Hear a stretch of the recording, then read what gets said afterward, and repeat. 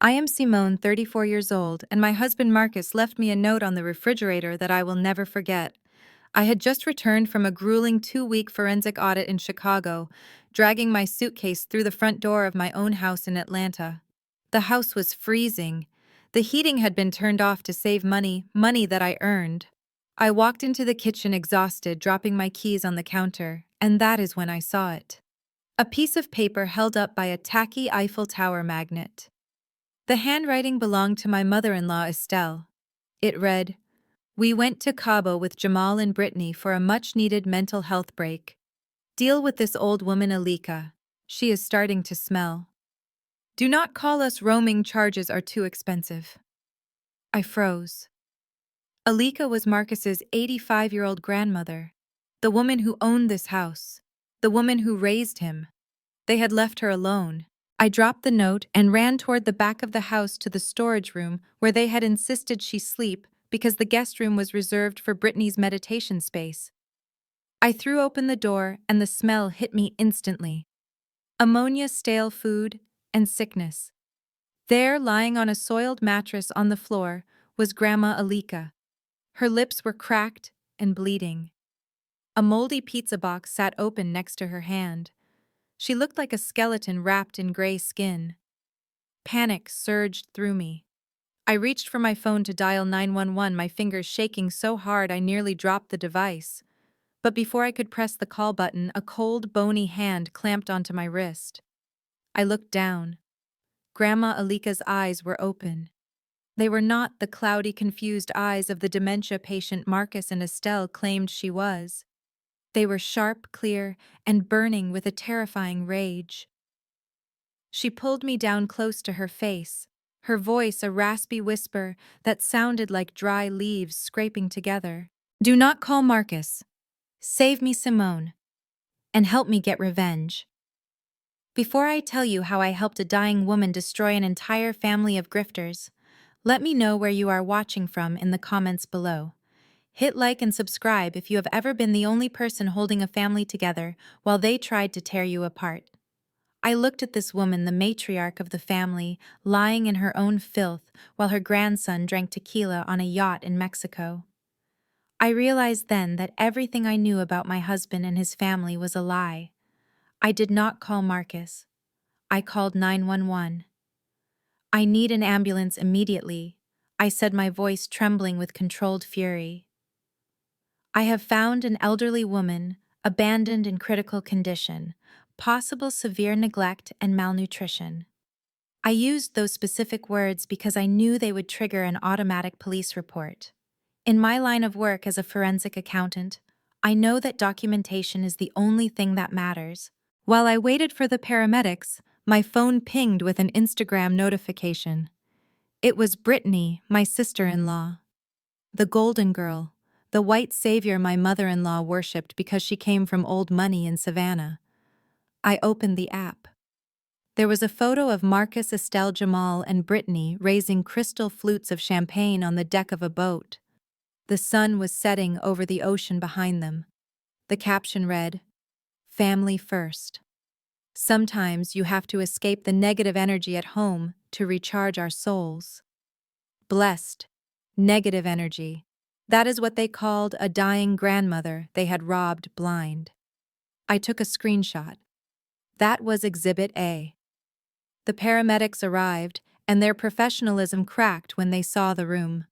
One of them, a burly man named David, looked at me with accusation in his eyes. "How long has she been like this, ma'am?"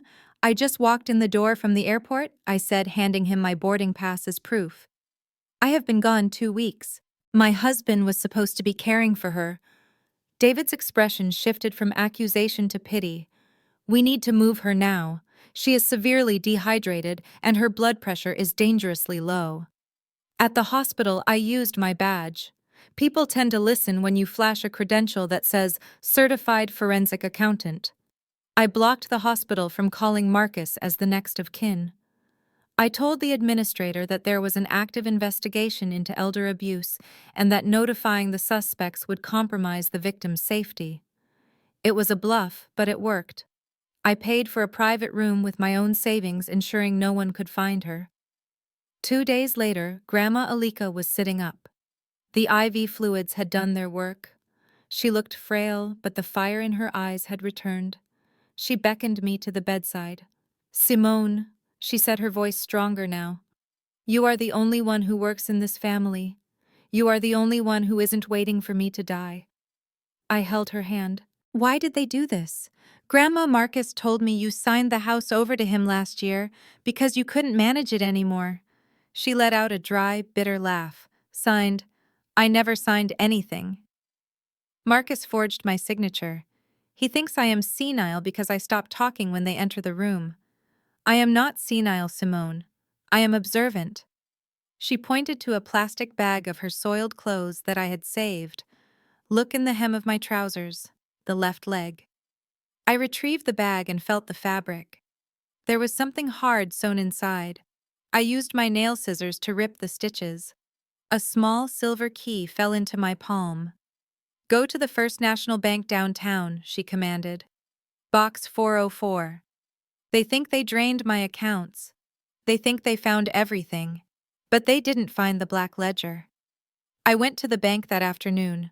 My heart was pounding against my ribs as the bank manager verified my power of attorney, which Alika had signed that morning with a lawyer I brought in. Inside the safety deposit box, there was no money, just a thick, leather-bound notebook and a single sheet of paper. I unfolded the paper. It was a promissory note, a loan agreement for $50,000 signed by Marcus 5 years ago. He had never paid it back. Then I opened the notebook. It was a ledger, a handwritten, detailed record of every single dollar Marcus, Estelle, and Jamal had stolen from her over the last 10 years. Every time Marcus claimed he needed money for a real estate license renewal. Every time Estelle said the roof needed repairs that never happened.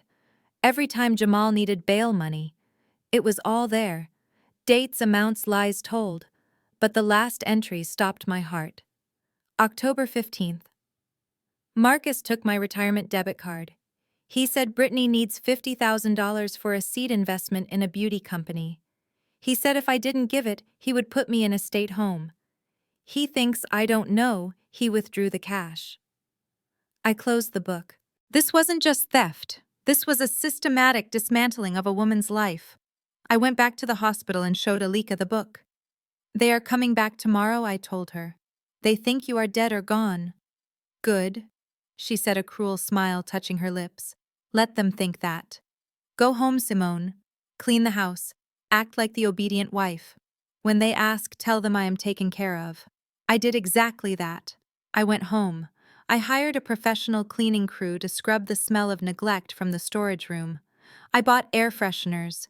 I filled the fridge with the expensive organic food Brittany liked. I set the stage. When the front door opened the next evening, the noise was deafening. They were laughing, dragging luxury luggage across the floor I had just polished. Marcus walked in first, wearing a linen shirt that cost more than my car note. He was tanned, smiling, looking like a man without a care in the world. He stopped when he saw me sitting at the kitchen island, organizing receipts. "Well, look who is back from the boring world of audits," he sneered, dropping his keys. "Did you have fun counting other people's money while we were living the good life?" I looked up, keeping my face completely neutral. "Welcome home, Marcus. How was Cabo? Incredible." Brittany chimed in, breezing past him. She didn't even look at me. She went straight to the refrigerator and grabbed a sparkling water. But God, the flight was exhausting. First class was fully booked, so we had to fly business. Can you believe the indignity? Mama Estelle waddled in behind them, fanning herself with a wide-brimmed hat. "The house smells clean," she noted, sounding surprised. "Did you handle the problem, Simone?" The problem. That is what she called her mother-in-law. I put down my pen. "Yes, Mama Estelle. It is handled." Marcus walked over to the fridge and grabbed a beer. "Where is she? Did you dump her at the state facility on Martin Luther King Drive? I hope you didn't pay for the private one. We need that cash for Brittany's launch party." I took a slow breath. "She is in a facility. It is taken care of. You don't have to worry about Alika ever again." They exchanged looks of pure relief. Jamal high-fived Marcus. Finally, Jamal said. Now we can sell that air property downtown. I have a developer lined up who is offering $5 million cash. No title issues now that the old witch is out of the way. $5 million. My hands tightened under the table. That was why they had left her to die. Air property in Atlanta is complicated, but if the owner dies without a clear will, the next of kin can petition to sell. They were counting on her death. Actually, Brittany said, hopping up onto the counter, her shoes leaving dirt on the granite. We should celebrate. Mama Estelle, we should host the launch party for my company right here, next Saturday. A double celebration. My business launch and, well, Marcus officially taking over as head of the household. Estelle clapped her hands. Oh, that is brilliant. We will invite the pastor, the city councilman, and Brittany's parents. We need to show them that Marcus is a man of property now. Simone, write this down. You need to hire caterers. No cheap stuff. We want lobster champagne and a jazz band. I looked at Marcus. He was beaming, puffing out his chest. He looked at me with that arrogance I had once mistaken for confidence. You heard her, Simone, he said. Make it happen, and try to look a little more presentable this time. Your foster care roots always show when we have company. Wear something. Less you. I stood up. I walked over to the sink and rinsed my glass. I let the water run for a moment, listening to them chatter about the millions they were going to spend. Okay, I said, turning off the tap. I will arrange everything. It will be a night no one will ever forget. Marcus smacked my backside as I walked past him. Good girl. That is why I keep you around. You are good with the logistics. I went upstairs to our bedroom. I packed a small bag, just my essentials, and hid it in the back of my closet. Then I opened my laptop. I pulled up the forensic accounting software I used for work. I typed in Marcus's social security number. I typed in Estelle's. I typed in Jamal's. It took me 3 hours to find the paper trail. It was sloppy. Arrogant people are always sloppy. Marcus hadn't just stolen Alika's cash. He had taken out a second mortgage on this house by forging Alika's signature 3 months ago. He had funneled the money into a shell company registered in Brittany's name. And Brittany, I ran a background check on the Golden Girl, the wealthy heiress from Savannah. Her parents weren't oil tycoons. Her father was a mid-level manager at a paper mill who is currently being sued for tax evasion. Her business wasn't a startup. It was a pyramid scheme that had already been shut down in Florida. They were all frauds, every single one of them. I printed the documents. I put them in a folder marked "The Party." The next morning, the house was chaotic. Brittany had decided she needed my home office. Simone, she said, standing in the doorway of the room where I worked, the room where I kept my client files. This lighting is perfect for my content creation. You are going to have to move your little calculator stuff to the basement. I looked up from my desk. This is my office, Brittany. I pay the mortgage on this house. Marcus hasn't paid a dime in 3 years. She laughed, a tinkling, cruel sound. Oh, honey. Marcus owns this house. He told me. Grandma Alika signed it over to him before she went senile. And since Marcus and I are business partners, what is his is mine. So chop chop. I have a live stream at noon. Marcus appeared behind her, looking annoyed. Just move your stuff, Simone. Stop being territorial.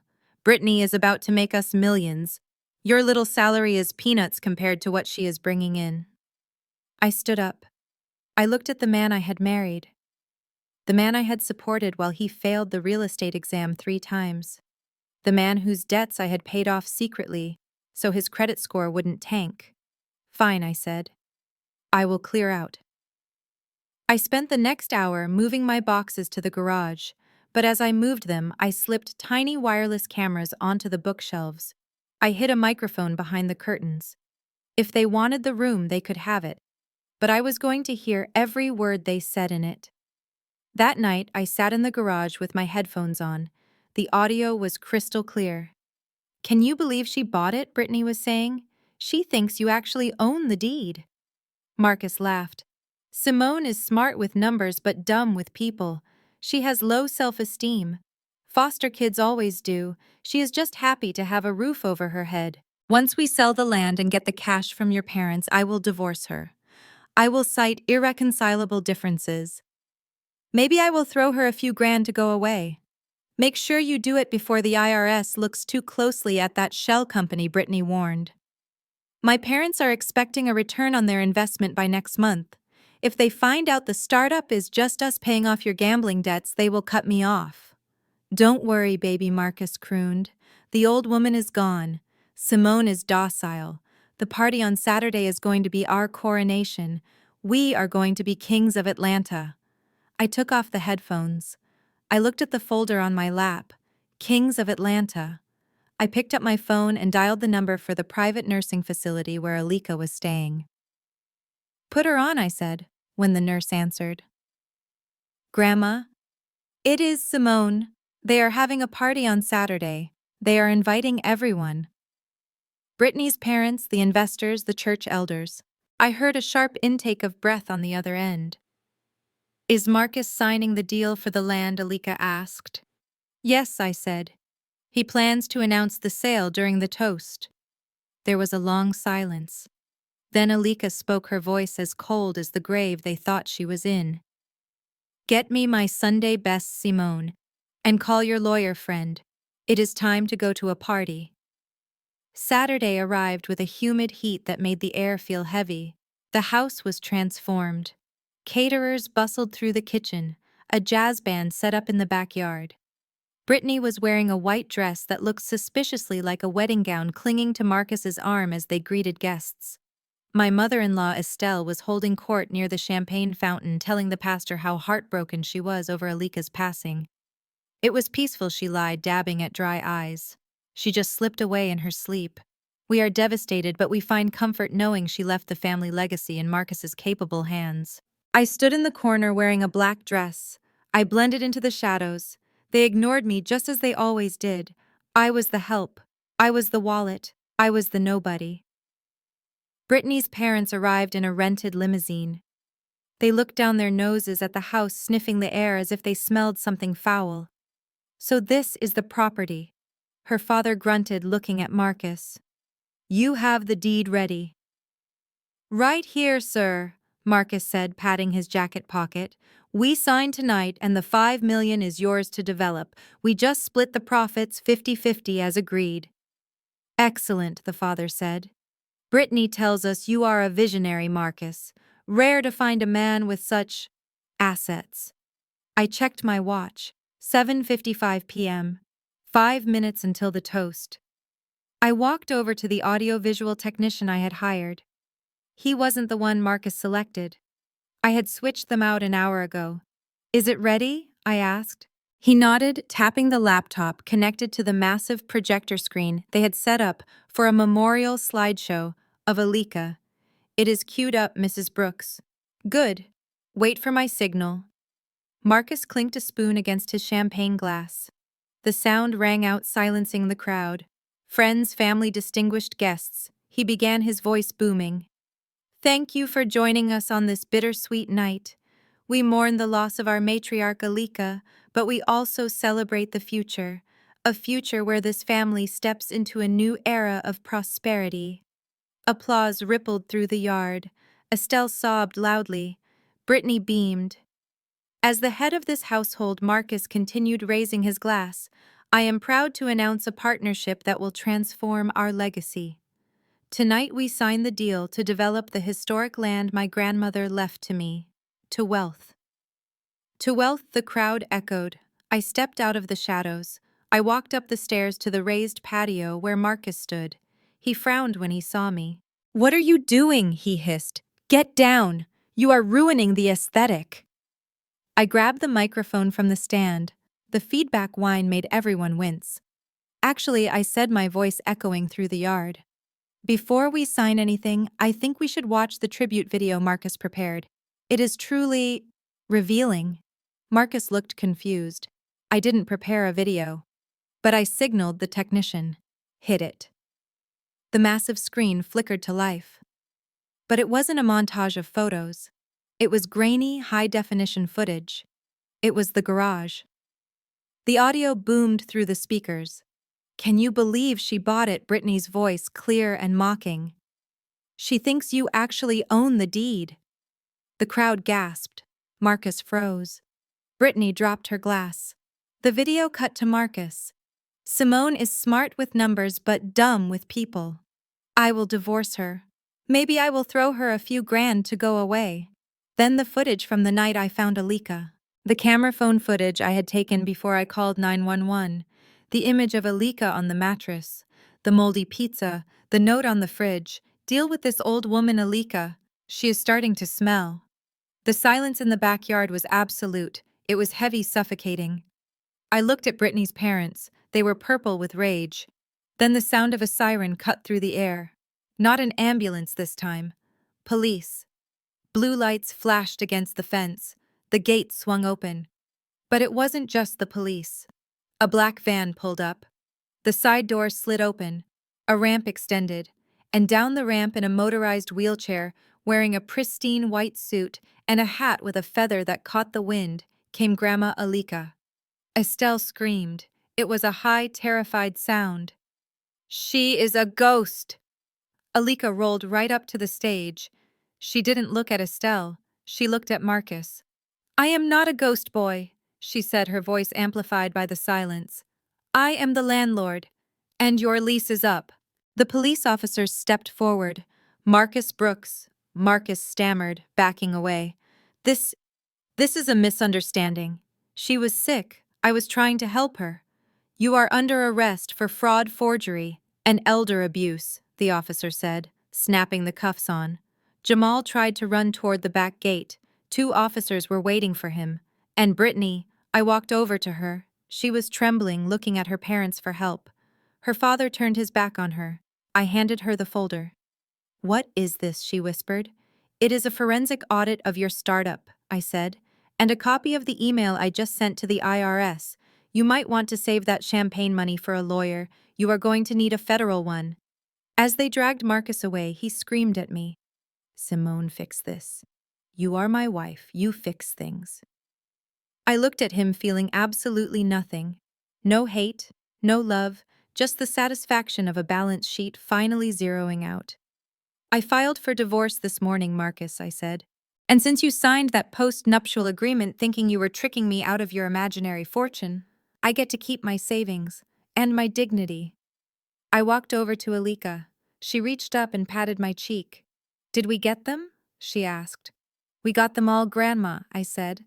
She smiled, looking at the empty champagne glasses and the ruined party. "Good. Now take me home. I want to sleep in my own bed." "And Simone, yes. Order a pizza. Fresh this time. We have a lot of celebrating to do." The morning after they returned from Cabo, I woke up before the sun. My body was exhausted from the trauma of finding Grandma Alika, but my mind was razor sharp. I tied my hair back and put on my simplest house dress, the one Marcus always said made me look like a housewife. I needed to look harmless. I needed to look defeated. I went into the kitchen and started cooking. Bacon, eggs, grits, biscuits. I made a feast. The smell of grease and coffee was the bait. I knew exactly how to handle them now. I was no longer their family member. I was an undercover agent in my own home. Marcus came down first, rubbing his eyes, looking hungover.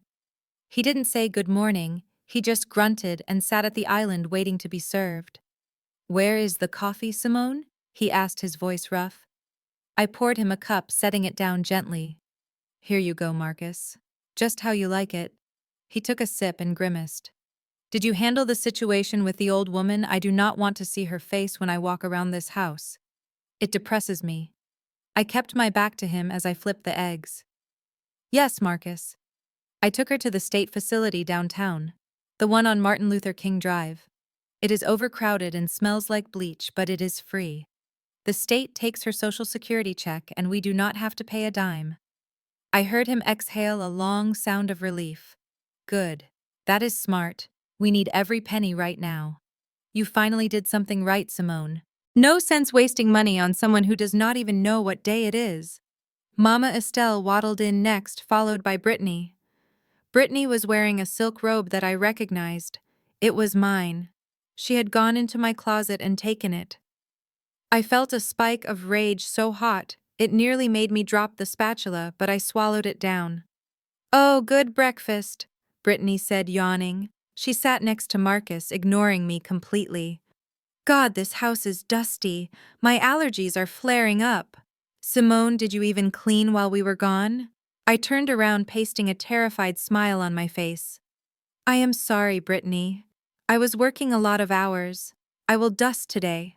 "You better," she snapped, picking up a piece of bacon. "And listen, I have a pile of clothes in the guest room. Silk blouses, linen pants from the trip. They need to be hand-washed. Do not put them in the machine. They are designer. I do not trust the dry cleaners around here. They always ruin fine fabrics." I looked at Marcus, waiting for him to defend me, waiting for him to tell his brother's wife that I was not her maid. But he just kept eating his eggs. "Just do it," Simone, Marcus said with his mouth full. "Brittany is under a lot of stress launching her business. She is going to make this family millions. The least you can do is help her out with the domestic stuff, since you are not contributing any capital." The audacity was breathtaking. I paid the mortgage, I paid the electric bill, I paid for the food they were eating right now. But in their minds, I was the burden. "Of course," I said, my voice trembling just enough to sound submissive. "I will wash them by hand today. I want you to be comfortable here, Brittany." She smirked at Estelle. "See, you just have to be firm with her. She needs direction." After breakfast, the real attack began. Marcus cornered me in the living room while I was clearing the table. He looked stressed. He was checking his phone, tapping his foot. "Simone, give me your credit card," he said. I froze. "Which one?" "The one with the high limit. The platinum. My cards are frozen. The bank flagged them for suspicious activity because of the travel. I need to pay the hotel bill for Cabo. They just emailed me saying the charge did not go through. It was a lie. His cards weren't frozen for security. They were maxed out. He was broke." I hesitated, pretending to be worried. "Marcus, that card is for emergencies." "How much is the bill?" "Just give it to me," he shouted, slamming his hand on the table. "Why do you always have to question me? I am the man of this house. I handle the finances. I will pay it back next week when my commission check clears." "We are a team, aren't we? Or are you going to be selfish again?" I reached into my purse. I pulled out the card. I knew exactly what I was doing. By giving him the card, I was creating a paper trail. Every dollar he spent would be tracked. Every frivolous expense would be evidence in the divorce court. "Here," I said, handing it to him. "Please be careful." He snatched it from my hand. "Finally. Stop acting like a martyr. It is just money. You can always work more overtime if the bill is high." He walked away, whistling. I went to the laundry room and started washing Brittany's clothes. As I scrubbed the wine stains out of her linen pants, I made a mental list. Elder abuse, theft, emotional abuse, and now financial coercion. The list was getting long. The day dragged on. They lounged by the pool I paid to maintain. They drank the wine I bought. They treated me like a ghost in my own home. I cleaned. I cooked lunch. I kept my head down. But when night fell, the dynamic shifted. They started drinking heavily around 7. By 10 o'clock, the house was quiet. Marcus was passed out in our bed, snoring loudly. Brittany and Jamal were in the guest room. Estelle was in her room. It was time. I slipped out of bed, moving silently across the hardwood floors. I went downstairs to Marcus's home office. He called it his office, but he mostly used it to play video games and look up conspiracy theories. I sat at his desk and opened his laptop. He thought he was a genius, but his password was simply Marcus King 1. I logged in. My heart was hammering against my ribs, but my hands were steady. I was in my element now. This was what I did. I followed the money. I started with his bank accounts. They were overdrawn, all of them. Then I checked his emails. I searched for Alika, nothing recent. Then I searched for deed. A folder popped up. It was labeled Project Freedom. I opened it. The first document made me gasp. It was a home equity line of credit. A second mortgage on this house, taken out 3 months ago. The amount was $150,000. But the house wasn't in Marcus's name, it was in Alika's. I scrolled down to the signature page. There it was, Alika Brooks. But the handwriting was shaky, hesitant. It looked nothing like her elegant script. It was a forgery, a bad one. The notary stamp belonged to a friend of his, a man named Shady Steve, who ran a pawn shop. Where did the money go? I traced the transfer. It went directly to an account named Brittany Ventures LLC. I opened a new tab and searched for the LLC. It was registered in Florida. The business address was a P.O. box. The registered agent was Brittany. I went back to Marcus's emails. I found a thread between him and Brittany dated 2 months ago. Brittany wrote, "Baby, I need more cash. The investors in the beauty line are getting impatient. If we don't pay the buy-in fee, we lose our spot in the pyramid." Marcus replied, "I am tapping the house equity. The old lady doesn't know. She thinks she is signing a permission slip for a medical checkup. I will get the cash. Just promise me this pays off." Brittany replied, "It is guaranteed. We will triple our money in 6 months. Then we can dump the old hag and your boring wife." I took screenshots of everything. I saved them to an external hard drive and emailed them to my encrypted work server. This was grand larceny. This was mortgage fraud. But I wasn't done. I needed to know about the land, the air property Jamal had mentioned. I searched his email for developer. There was one email thread with a subject line that made my blood run cold: disposition of asset, downtown lot. It was from a real estate developer known for predatory tactics in gentrifying neighborhoods. The email from the developer read, "Mr. Brooks, we have prepared the paperwork. As agreed upon the passing of the current owner, Alika Brooks, the title transfers to you as the sole heir per the new will you provided. We are ready to wire the $5 million immediately upon receipt of the death certificate. We understand her health is failing rapidly. Please keep us updated on the timeline." I opened the attachment. It was a will, dated 6 months ago. It left everything to Marcus. It disinherited Jamal, but Marcus had clearly cut a side deal with his brother, and it completely cut out Alika's church, which she had always said would get a donation. The signature on this will was even worse than the mortgage. It was barely a scribble. I sat back in the chair, the glow of the monitor illuminating the tears on my face. "Baja sapchet, chuan bi ban kudet air property ngay saudam tang." The old woman is about to die. Prepare to sell the air property immediately after the funeral.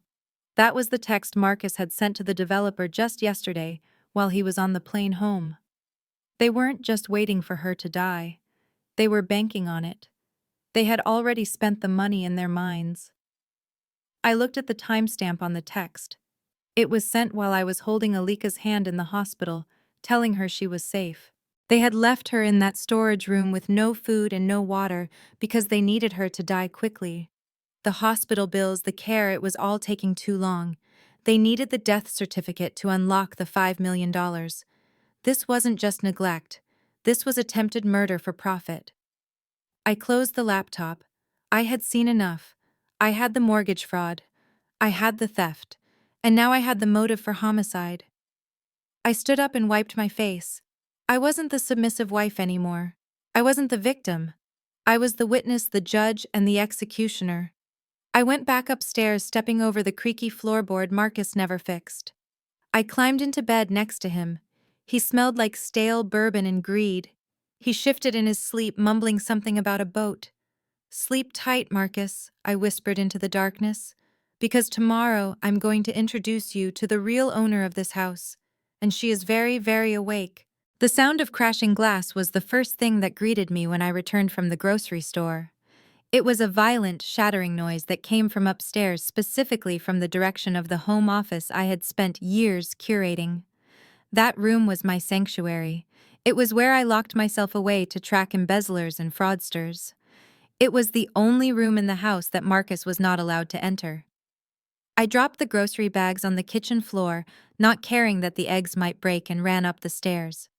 My heart was hammering against my ribs, fearing that perhaps Marcus had broken something in a drunken rage, or that the water damage had caused the ceiling to collapse. But what I found was far more infuriating. The door to my office was wide open. Inside, it looked like a tornado had touched down. My mahogany desk, the one I had bought with my first big bonus, was pushed against the wall. My ergonomic chair was in the hallway upside down. And my files, my confidential client files containing sensitive financial data, were being swept into black garbage bags by Jamal. Standing in the center of the room, directing this chaos like a conductor, was Brittany. She was wearing yoga pants and a crop top, holding a ring light in one hand and a green smoothie in the other. "What are you doing?" I screamed, rushing forward to grab a bag from Jamal's hands. "These are legal documents. You cannot just throw them away." Brittany turned to look at me, her expression one of mild annoyance, as if I were a fly buzzing around her head. "Oh, Simone, you are back. Good. Jamal needs help moving this bookshelf. It is ruining the feng shui." I stood between her and my desk, my hands trembling. "Get out! Get out of my office right now. This is where I work. This is how I pay the mortgage that keeps a roof over your head."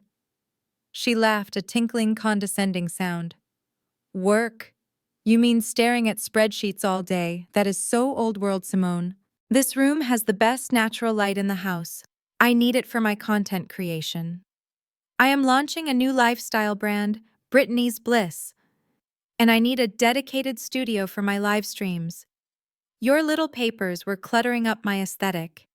I looked at the floor. My diploma, my certification as a certified fraud examiner, was lying face down on the carpet, the glass of the frame shattered. That was the crash I had heard. She had knocked my achievements off the wall to make room for a ring light. I was about to physically remove her from the room when Marcus appeared in the doorway. He was holding a tape measure, looking around the room with a satisfied nod. "Babe, this is going to be perfect," he said to Brittany, completely ignoring me. "Once we paint this wall a soft sage green, your skin is going to pop on camera." "Marcus," I said, my voice low and dangerous, "tell them to leave. Tell them to put my things back. This is my office." He finally looked at me, his eyes cold and full of that familiar disdain. "Simone, stop being so selfish. You can work at the kitchen table. Or go to the library. Brittany needs this space." "Needs it," I choked out a laugh. "For what?" "To record videos of herself drinking smoothies. I solve financial crimes. Marcus, I need security. I need privacy." Marcus stepped closer to me, using his height to intimidate me. He lowered his voice, but it was loud enough for Brittany and Jamal to hear. They smirked as he spoke. "Listen to me, Simone. You need to learn your place. You are holding us back with your small thinking. Brittany is different. She comes from a world you do not understand. She is white. She has connections in Buckhead and Savannah that we could never dream of. Her parents know investors. She knows how to talk to people who have real money." He poked a finger into my shoulder. "She is going to use this room to launch a brand that will change this family's life. She is going to make us millions. And what are you? You are just a lowly accountant. A bean counter. You pinch pennies while Brittany manifests wealth. So be a good little wife, pack up your boring boxes, and let the real talent work." The insult hung in the air, thick and suffocating. Just a lowly accountant. He was talking about the woman who had saved his credit score, who had bailed him out of jail, who had put food on his table for a decade. He was looking at a grifter who sold essential oils and pyramid schemes, and seeing a savior just because of her skin color and her lies. I looked at Brittany. She was beaming, preening under his praise. "He is right, Simone," she said, sipping her smoothie. "You should be thanking me. When I blow up on TikTok, I will buy you a new desk. Maybe something from IKEA. That seems more your speed." I looked at the shattered glass of my diploma. I looked at Marcus, who was looking at Brittany with the adoration of a hungry dog. Something inside me clicked. It was the final lock falling into place. If I fought them now, they would kick me out. They would change the locks. And I needed to be in this house. I needed to be here for the closing party. I needed to be here to destroy them. So I let my shoulders slump. I let my face crumble into a mask of defeat. "You are right," I whispered, staring at the floor. "I am sorry, Marcus.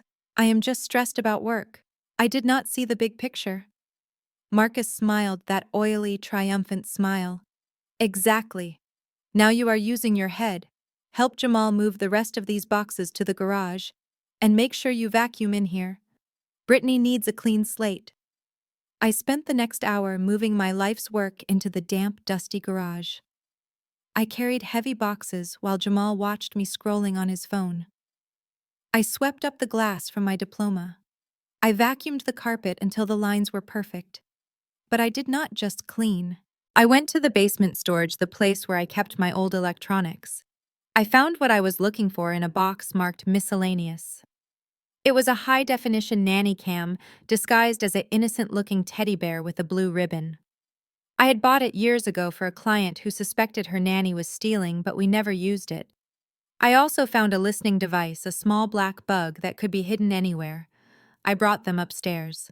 Brittany was busy directing Marcus on where to hang a tapestry that said, "Live, laugh, love." I walked in holding the teddy bear and a decorative ceramic vase I had taken from the living room. "Here," I said, keeping my head down. "I thought these might look nice in your background, to make it look homier." Brittany glanced at them. "The vase is cute. Put it on the bookshelf behind the desk." The bear. Put it on the armchair in the corner. It gives a cozy vibe." I did exactly as she asked. I placed the vase on the shelf, slipping the listening device behind a fake succulent plant inside it. Then I placed the teddy bear on the chair, angling it perfectly so that its glass eye, the camera lens, was pointed directly at the desk where she would be sitting. "Thank you, Simone," she said dismissively. "Now close the door on your way out. I need total silence to record my intro." I closed the door. I walked downstairs to the kitchen. I opened my laptop and put on my noise-canceling headphones. I pulled up the software that connected to the bear. The feed went live. The video was crisp. I could see the pores on Brittany's face as she adjusted her ring light. I could hear her humming to herself. I watched as she recorded her video. Her voice changed instantly. It became high-pitched, bubbly fake. "Hey guys, it is your girl Brittany here, coming to you from my brand new home office in Atlanta. We are so blessed to be expanding our empire. Today I want to talk to you about manifesting abundance." She went on for 10 minutes, spouting nonsense about energy and vibrations. Then she stopped recording. Her smile dropped instantly. She looked bored. She looked mean. She picked up her phone and dialed a number. I turned up the volume on my headphones. "Hey baby," she said. Her voice was different now. Lower, rougher. It wasn't Marcus she was talking to. "Yeah, I am in the house now," she said, spinning in my chair, putting her feet up on my desk. "God, you would not believe how easy this is. These people are morons." I held my breath. "Yeah, Marcus bought it hook, line, and sinker," she laughed. "He thinks I am some kind of business genius. He actually kicked his wife out of her office for me. Can you believe that she is this mousy little thing? Does whatever he says. It is pathetic." She paused, listening to the person on the other end. "Yeah, the land deal is happening Saturday. 5 million. Marcus thinks we are going to reinvest it in my company. He thinks we are going to build a beauty empire." She threw her head back and laughed. "The second that wire hits the account, I am transferring it to the Cayman account and ghosting him. I will be on a plane to meet you in Rio before they even realize the money is gone." She twirled a pen in her fingers, my favorite pen. God, I hate it here. The house smells like old people and desperation. And Marcus. He is so clingy. He thinks because I let him touch me once in Cabo that he owns me. Please, I cannot wait to leave these stupid black people in the dirt. They actually think they are going to be royalty. They are just stepping stones, baby. Just stepping stones. She hung up the phone and tossed it onto the desk. She looked at the camera, looked right through me, and smirked. 2 more days, she whispered to herself. Just 2 more days and I am rich. I sat in the kitchen, the silence of the house pressing against my ears. My hands were cold, my blood was boiling. She wasn't just a grifter. She was a racist predator who was planning to rob them blind and leave them with nothing. She was going to take the legacy of a woman who had scrubbed floors for 50 years to buy that land, and she was going to spend it on cocktails in Rio with her real lover. And Marcus? He was selling out his wife, his grandmother, and his dignity for a woman who called him a stepping stone. I saved the recording. I backed it up to 3 different cloud servers. I emailed a copy to my lawyer. I looked at the screen one last time. Brittany was applying lip gloss, checking her reflection in the darkened screen of her phone. "You are right, Brittany," I said to the empty kitchen. "You are going to be famous, but not for your lifestyle brand." I closed the laptop. The trap was set. The bait was taken.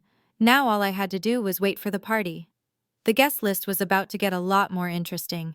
I picked up my phone and sent a text to the one person I knew would enjoy this show as much as I would. "Grandma, get your outfit ready. We have a show to put on." The dress was black polyester and 2 sizes too small. It pinched under my arms and smelled faintly of mothballs. Mama Estelle had pulled it from the back of her closet an hour before the guests arrived. She threw it at me while I was polishing the silver, her face twisted in a sneer that had become her permanent expression whenever she looked at me. "Put this on," she commanded. Brittany's parents are old-fashioned. They appreciate a household that understands hierarchy. You are not joining us at the table tonight, Simone. You are serving. And for God's sake, pull your hair back. You look like a wild animal. I took the dress without a word. I went into the laundry room to change. As I zipped up the cheap fabric, I looked at myself in the utility sink mirror. I didn't see a victim. I saw a soldier putting on camouflage. If they wanted a servant, I would give them the best performance of my life. I adjusted the hidden camera button on my collar. It was recording everything. The doorbell rang at 7 o'clock sharp. The Vances had arrived. I stood in the kitchen arranging canapés on a silver tray, listening to the greetings in the foyer. Brittany's voice was an octave higher than usual, dripping with artificial sweetness. "Daddy, Mommy. Oh, I am so glad you made it. Welcome to our humble estate." I peeked through the swinging door. Mr. and Mrs. Vance looked exactly as I expected. He was a large man with a red face and a suit that cost more than my car. She was thin, brittle, and wearing enough diamonds to light up a small city. They stood in the grand entryway, looking around with critical eyes.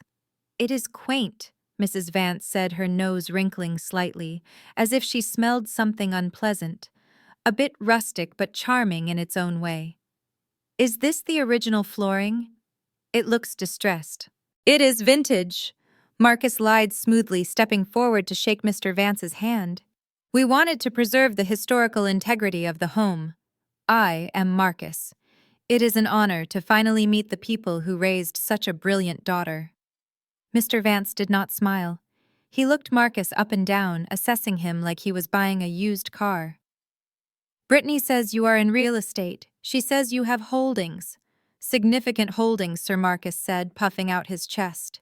"This house is just the family seat. The real value is in our development projects downtown. We are sitting on a gold mine." "Good," Mr. Vance grunted. "I do not let my daughter marry men who cannot keep her in the lifestyle she deserves. Let us eat. I am starving." They moved into the dining room. I waited for Estelle's signal. She rang a tiny crystal bell, the kind used to summon a butler in a bad movie. It was my cue. I walked out with the tray.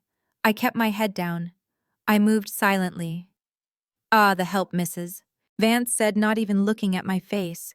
"I will take a crab cake, and bring me a gin and tonic. Heavy on the gin." I served them. I poured the wine. I refilled the water glasses. I was invisible. They talked about me as if I wasn't there.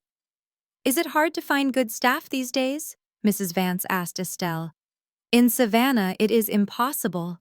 They all want $15 an hour and breaks." Estelle laughed, a nervous, twittering sound.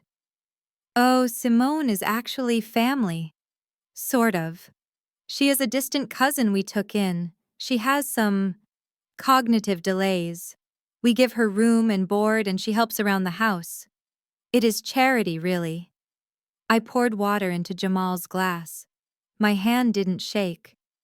Cognitive delays. That was a new one. I added it to the mental list of insults I would never forget. Marcus chimed in. She is harmless. Just simple. She likes to clean. It gives her purpose. I walked back to the kitchen to get the main course. I leaned against the counter for a second, breathing through the rage. Simple. I had a master's degree. I managed complex audits for Fortune 500 companies. But to them, I was just a prop in their play. I brought out the roast beef. As I carved it at the sidebar, the conversation turned to business. This was it. This was the moment I had been waiting for. So Marcus, Mr. Vance said, cutting into his meat. Brittany tells me you are looking for investors. She says you have a prime lot downtown, near the stadium. Marcus nodded eagerly. Yes, sir. 5 acres, zoned for mixed use. We have the architectural plans drawn up for a luxury condo complex. We call it the Alika Towers. Alika. Mrs. Vance repeated. That is an unusual name. Is that the previous owner? It was my grandmother. Marcus said, his voice dropping to a somber, respectful tone. A wonderful woman. She passed away last week. I froze with the carving knife in my hand. He said it so easily, so smoothly. Passed away, Mr. Vance asked. My condolences. And the will probate can be a nightmare in this state. It can tie up assets for years.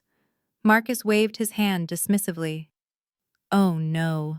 Everything was in order. She left a clear will. I am the sole beneficiary. The deed transfers to me immediately. There are no other claimants, no disputes. It is a clean title. Brittany reached over and squeezed Marcus's hand. She loved Marcus so much. She told us on her deathbed that her only wish was for him to build something great, to use the land to secure our future. I felt the bile rising in my throat. I remembered Alika on that mattress, starving, begging for water. I remembered her telling me to get revenge. And here they were, using her name to close a con. Is that so? Mr. Vance asked. He looked interested now. Greed was brightening his eyes. A clean title on a downtown lot. That is rare. What is the valuation? 5 million, Jamal blurted out. But we are willing to let you in for a $2 million buy-in. 50% equity. Because you are family. Mrs. Vance looked at Brittany. Is this true, darling? Is this man actually wealthy, or is this another one of your little projects? It is true, Mommy, Brittany said, her eyes shining with avarice. Marcus is the real deal. We are going to be richer than you. I finished carving the meat. I placed the platter on the table. I picked up the bottle of red wine. It was a vintage Cabernet stolen from Alika's private collection in the cellar. I moved toward Brittany to refill her glass. She was wearing a white silk dress. It was backless. It was expensive. It was perfect. She looked up at me as I approached. Her eyes were cold. Careful, retard, she whispered so low only I could hear. Don't drip on me. This dress costs more than your life. That was it, the trigger. Retard. I didn't trip. I didn't stumble. I looked her dead in the eye. I tilted the bottle. I poured the entire contents of the Cabernet onto her lap. The red liquid splashed over the white silk, blooming like a gunshot wound. It ran down her legs. It pooled on the expensive rug. Brittany screamed. It was a primal shriek of shock and fury. She jumped up, knocking her chair over. You stupid idiot, she screamed. Look what you did. You ruined it. The table erupted. Mrs. Vance gasped, clutching her pearls. Estelle stood up, horrified. Simone, Estelle yelled. What is wrong with you? I stood there holding the empty bottle. I made my face go slack. I made my eyes wide and vacant. I am sorry, I mumbled, playing the part they had written for me. My hand slipped. Marcus was out of his chair in a second. His face was purple. The veins in his neck were bulging. He didn't care about the dress. He cared about the Vances. He cared that I had just embarrassed him in front of the money. He marched over to me. He didn't hesitate. He didn't think about the witnesses. He raised his hand and slapped me across the face. The sound was like a whip crack in the silent room. My head snapped to the side. The sting was immediate and hot. I tasted blood in my mouth. "Get out!" he roared. "Get out of my sight, you useless waste of space!" I held my cheek. I looked at the Vances. I waited for them to be outraged. I waited for them to stand up and defend the woman who had just been assaulted. Mr. Vance just took a sip of his drink. He looked annoyed that the dinner had been interrupted. Mrs. Vance looked at Brittany's dress with sympathy. "Oh, darling, go soak that in soda water immediately. We cannot let it set." They didn't care. They didn't care that he had hit me. To them, I was property. I was a malfunctioning appliance. Brittany was crying now, looking at the stain. "Get her out of here, Marcus. Lock her in the basement. She did this on purpose. She is jealous." Marcus grabbed my arm. His fingers dug into my bruised skin. "Go to your room," he hissed in my ear. "Do not come out until I tell you. If you make one more sound, I will kill you." I pulled my arm away. I looked at him. I let him see the fear in my eyes, but behind the fear I was memorizing his face. I was memorizing the feeling of his hand on my skin, because this was the last time he would ever touch me. I turned and walked out of the dining room. I walked through the kitchen. I walked up the stairs. I went into the bedroom and locked the door. I went straight to the mirror and took a picture of my face. The red handprint was clearly visible. My lip was swelling. Excellent. I touched the camera button on my collar. It was still recording. I had the slap. I had the threat. I had the witnesses doing nothing. I sat on the edge of the bed and waited. I listened to the sounds downstairs. Brittany was in the bathroom shrieking about the stain. Estelle was apologizing profusely to the Vances. "I am so sorry," she was saying. "She is unstable.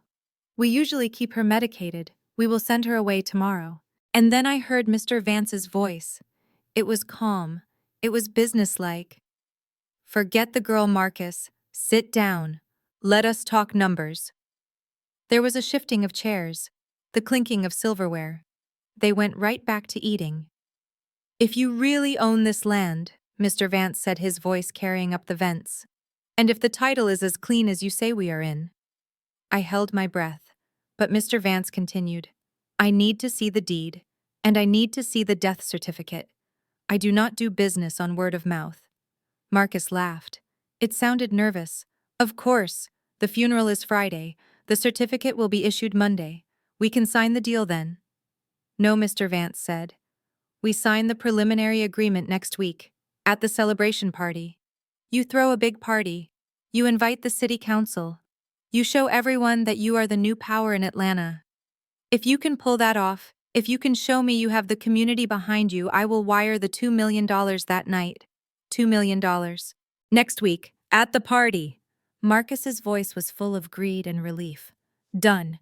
We are having a huge memorial celebration on Saturday. It will be the event of the season. We will sign it on stage." "Excellent," Mr. Vance said. "Now pass the horseradish." I exhaled. Saturday. I had 5 days. I looked at the red mark on my face in the mirror. "Saturday, Marcus," I whispered. "You want a show? You want the community to see who you really are? I'm going to give you a show." I picked up my phone. I sent a text to my lawyer. He hit me. "I have it on video. File the emergency restraining order, but date it for Saturday morning. I need to be in the house until then."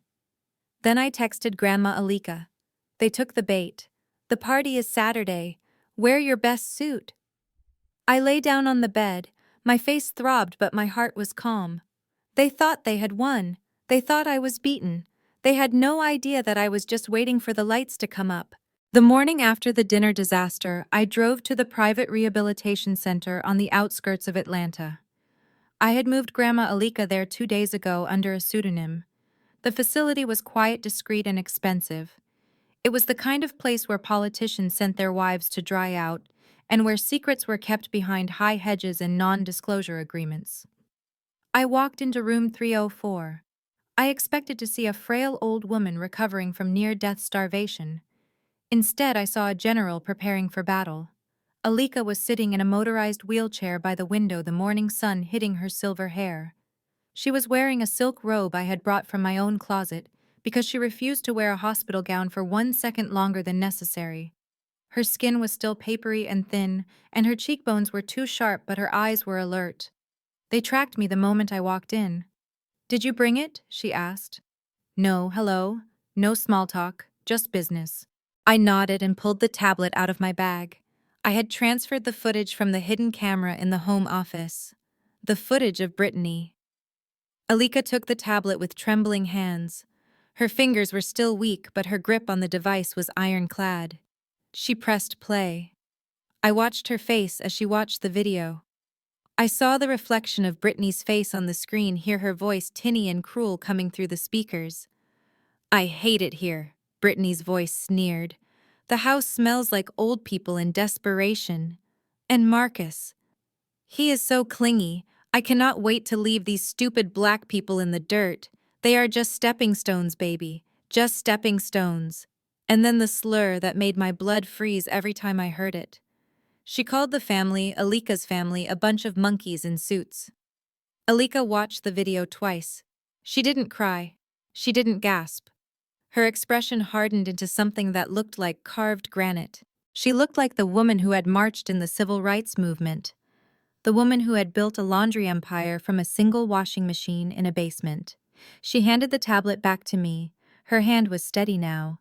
"Monkeys," she whispered. The word hung in the air, heavy with history and hate. "She comes into my house. She eats my food. She sleeps under my roof. And she calls my bloodline monkeys." She turned her wheelchair to face me. The motor whirred softly. "Simone, call the lawyer. Tell him to file the paperwork. Not just the fraud. I want a complete forensic audit of the estate, and I want the restraining order ready for Saturday." "We have the audit, Grandma," I said, kneeling beside her chair. "I finished it last night. I have proof of every dime Marcus stole.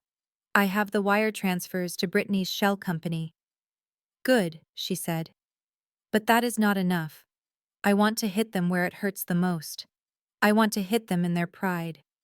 She reached out and cupped my face. Her palm was cool. "That girl Brittany, she thinks she is the predator. She thinks we are the prey. She forgot that lions don't roar when they hunt. They are silent." I nodded. "We are silent, Grandma. Until Saturday." I left the facility and drove straight to the office of my attorney, David. He was a shark in a three-piece suit, a man I had known since college. He had reviewed the evidence I sent him. "This is a slam dunk, Simone," he said, tapping a thick file on his desk. "The forgery on the mortgage is laughable. The text messages are a confession. We have enough here to put Marcus and Jamal away for 15 years. Minimum." "But we have to time it right," I said. "They are signing the deal with Brittany's parents on Saturday night." At the party, David smiled, a nasty, predatory smile. "Perfect. We will file an ex parte motion for an emergency asset freeze on Friday afternoon. The court order will be issued Saturday morning. We will have the process server deliver it to Marcus on stage, just as he picks up the pen." "And the house?" I asked. "The house belongs to Alika," David said. "The deed transfer Marcus claims to have is void because the signature is forged. Once the police see the video of her alive and lucid, they will treat the house as a crime scene. But you," he looked at me with concern, "you have to go back there. You have to live with him for 2 more days. Are you sure you can do it? He hit you, Simone." I touched the bruise on my cheek, now covered with heavy concealer. "I can do it," I said. "I need to be there to let the guests in. I need to be there to make sure the projector is working." David handed me a document. "Then take this. It is a draft of a post-nuptial agreement." I looked at it confused. "Why do I need a post-nup? I am divorcing him." Just read it, David said. I read the document. It was a waiver. A complete waiver of all marital assets. It stated that in the event of a divorce, I waived my right to any property, any future earnings, and specifically any proceeds from the sale of the downtown land. It stated that I would leave the marriage with only my personal savings and my own retirement accounts. David, why would I sign this? I asked.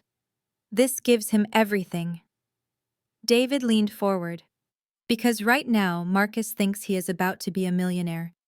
He thinks that land is worth $5 million. He thinks he owns the house. If you sign this, he will think he has won. He will think he has tricked you out of a fortune. I started to smile. I saw where this was going. But David continued. If he signs it, he is also waiving his right to your assets, your savings, your 401k, your forensic accounting firm. And since the land doesn't belong to him and the house doesn't belong to him, and he is about to be millions of dollars in debt from the fraud lawsuits, he will be destitute, I finished.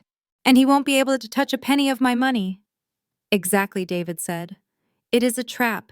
He thinks it is a shield, but it is a sword. Get him to sign it. Use his greed against him. I drove home with the document in my purse. The house was quiet when I entered. Brittany and Jamal were out probably spending money they didn't have on outfits for the party. Estelle was at the salon. Marcus was in the kitchen drinking a protein shake. He looked at me with disgust when I walked in. You are back? He grunted. I thought you might have run away. I walked over to the counter. I didn't flinch. I didn't look down. I pulled the document out of my bag and slid it across the granite. I want to make a deal, Marcus, I said. He picked up the paper, his eyebrows raising. What is this? It is a post-nuptial agreement, I said. I talked to a lawyer, he laughed, throwing the paper down. A lawyer. What are you going to sue me for? Emotional distress? Read it, I said calmly. He picked it up again. He read the first page, then the second. His eyes grew wide. A slow, greedy smile spread across his face. You are waiving your rights to the land sale, he said, looking up at me. You are waiving your rights to the house. You are walking away with nothing. I am walking away with my savings, I said. My retirement. My car. That is all I want. I don't want your millions, Marcus. I don't want the drama. I just want out. He looked at me like I was the stupidest creature on earth. He couldn't believe his luck. He thought he was going to have to fight me for a share of the $5 million, and here I was handing it to him on a silver platter. You really are pathetic, aren't you? He sneered. You have zero ambition. You are standing next to a gold mine, and you are asking for a shovel to dig your own grave. I just want peace, Marcus, I lied. Sign it, and I will leave after the party on Saturday. I will pack my bags and go. You and Brittany can have the empire. He didn't hesitate. He didn't even call a lawyer. He grabbed a pen from the jar on the counter. Where do I sign? He asked. Page 4, I said. He scribbled his name with a flourish. He pressed down hard on the paper as if he were carving his victory into stone. There, he said, tossing the pen aside. You are officially cut out, Simone. When that wire hits on Saturday night, I am going to be a king, and you are going to be a divorced, middle-aged accountant living in a studio apartment. I picked up the document. I checked the signature. It was valid. You are right, Marcus, I said, folding the paper and putting it back in my purse. You are going to get exactly what you deserve. He laughed. He walked over to the fridge and grabbed a beer. He was celebrating. He thought he had just pulled off the deal of the century. I looked at his back. I looked at the man I had wasted 10 years on. Ngungok, I thought in my head the words sharp and final. Stupid. You just signed your own death warrant. He turned around and toasted me with his beer. To freedom, Simone, he said. I smiled, a real smile, because he had no idea how right he was. To freedom, Marcus, I said. I walked out of the kitchen and went upstairs to pack my final bag. The trap was set, the legal cage was built, the evidence was secured. Saturday was 2 days away. I sat on the edge of the bed and looked at the picture of my face I had taken after he slapped me. The bruise was turning a sickly yellow-green. It hurt. But the pain was good. It was fuel. I sent a text to David. He signed, "It is done."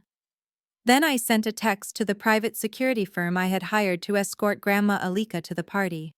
"We are green for Saturday. Operation Payback is a go." I lay down on the bed, but I didn't sleep. I just watched the ceiling fan spin, counting down the hours. Tick-tock, Marcus, tick-tock. Saturday morning arrived with the chaotic energy of a coronation. The house vibrated with the sounds of hairdryers' manic hysteria and the cloying scent of expensive perfume sprayed too liberally. Brittany was screaming at a stylist she had hired to come to the house, complaining that her curls were not tight enough. Jamal was pacing the living room, rehearsing his toast to the new era of prosperity. Mama Estelle was in the kitchen barking orders at the catering staff she had hired to prep the hors d'oeuvres for the pre-party. I stood in the hallway wearing my usual uniform of faded leggings and an oversized t-shirt. I held a dustpan and broom, playing the role they had assigned me: the invisible woman, the maid, the doormat. Marcus came barreling down the stairs, struggling with his cufflinks. He looked at me with a mixture of annoyance and disgust. "Simone, fix this," he snapped, thrusting his wrist at me. "I cannot get the clasp to close.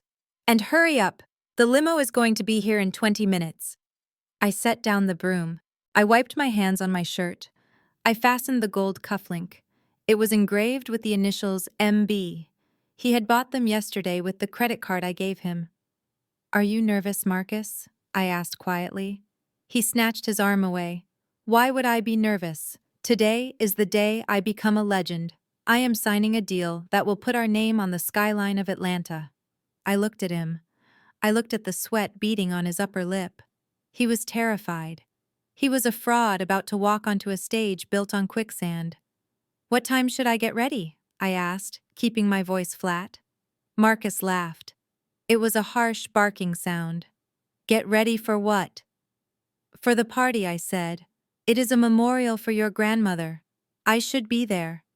He looked at me like I had just asked to fly the space shuttle. He turned to the kitchen and shouted, "Hey Ma, Simone thinks she is coming to the St. Regis." Estelle waddled out of the kitchen, wiping her hands on a towel. She looked me up and down, her lip curling in a sneer. "You come to the gala?" "Oh, honey, no. Look at you. You have bags under your eyes. Your hair is a mess. You do not have a dress that fits the dress code. This is black tie Simone, not bargain bin chic." "But I am his wife," I said, injecting a note of pathetic desperation into my voice. "People will ask where I am. Let them ask." Brittany yelled from the top of the stairs. "Tell them she is sick. Tell them she is grieving. Just do not bring her. She is a downer. She will stand in the corner and look sad and ruin the vibe." "We are selling a fantasy tonight, Marcus. We are selling success. She looks like failure." Marcus turned back to me. "You heard them. You are staying here. We need someone to watch the house. And the dog. Brittany's Pomeranian gets anxious when we are gone. Make sure he doesn't pee on the rug." "So I am babysitting a dog," I said, "while you celebrate selling Alika's land." Estelle stepped forward, poking a manicured finger into my chest. "You are doing what you are told. You are lucky we let you live here, Simone. You are lucky we feed you. You do not belong in high society. You would probably spill a drink or say something stupid. Know your place. Stay home. Clean the kitchen. And if the dog makes a mess, you are licking it up." They left 10 minutes later. A stretch limousine pulled up to the curb. They piled in laughing, popping a bottle of champagne before the door even closed. They didn't look back. They didn't wave. They left me standing on the porch with a broom in my hand. I watched the taillights disappear around the corner. Then I went back inside. I locked the door. I threw the broom into the closet. It was time. I went upstairs to the guest room, the one Brittany had claimed. I opened the closet door where I had hidden my secret weapon. It wasn't a gun. It was a garment bag. I unzipped it. The fabric inside shimmered like liquid gold. It was a custom gown from a designer in Paris purchased 3 months ago with a performance bonus from my firm that was larger than Marcus's annual salary. It was structured, backless, and devastating. It cost $10,000. It was the kind of dress that didn't just say money, it said power. I showered, scrubbing the smell of bleach and submission off my skin. I applied my makeup with the precision of a surgeon. Sharp winged liner, deep red lips. I pulled my hair back into a sleek, severe bun that highlighted my cheekbones. I put on the diamond earrings I had bought myself for my 30th birthday, the ones Marcus thought were costume jewelry. I stepped into the dress. It fit like a second skin. It was armor. I looked in the mirror. The mousy, tired housewife was gone. Staring back at me was a predator. I walked downstairs.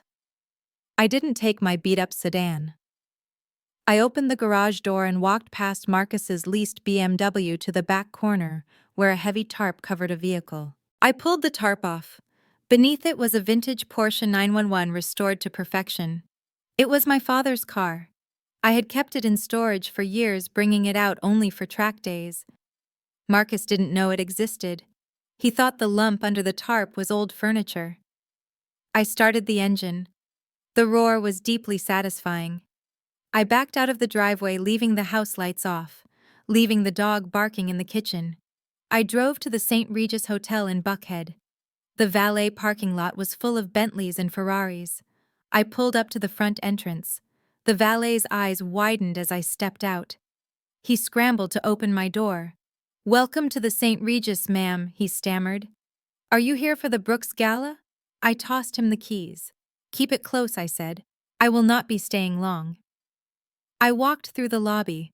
The marble floors clicked beneath my heels. I caught my reflection in the glass doors of the ballroom. I looked dangerous. I looked unstoppable. The security guard at the ballroom entrance held up a hand. "Ticket, please." I didn't have a ticket. Marcus hadn't printed one for me. "I am Simone Brooks," I said, "the wife of the host." He checked his list. He frowned. "I am sorry, ma'am. You are not on the list. Mr. Brooks gave us a very specific guest list. He said no unlisted entries.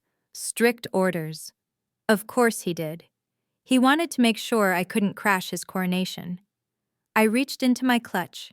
I pulled out a heavy cream-colored envelope with gold embossing. "Check the VIP list," I said, "under guests of Mr. Vance." The guard looked at the envelope. He opened it.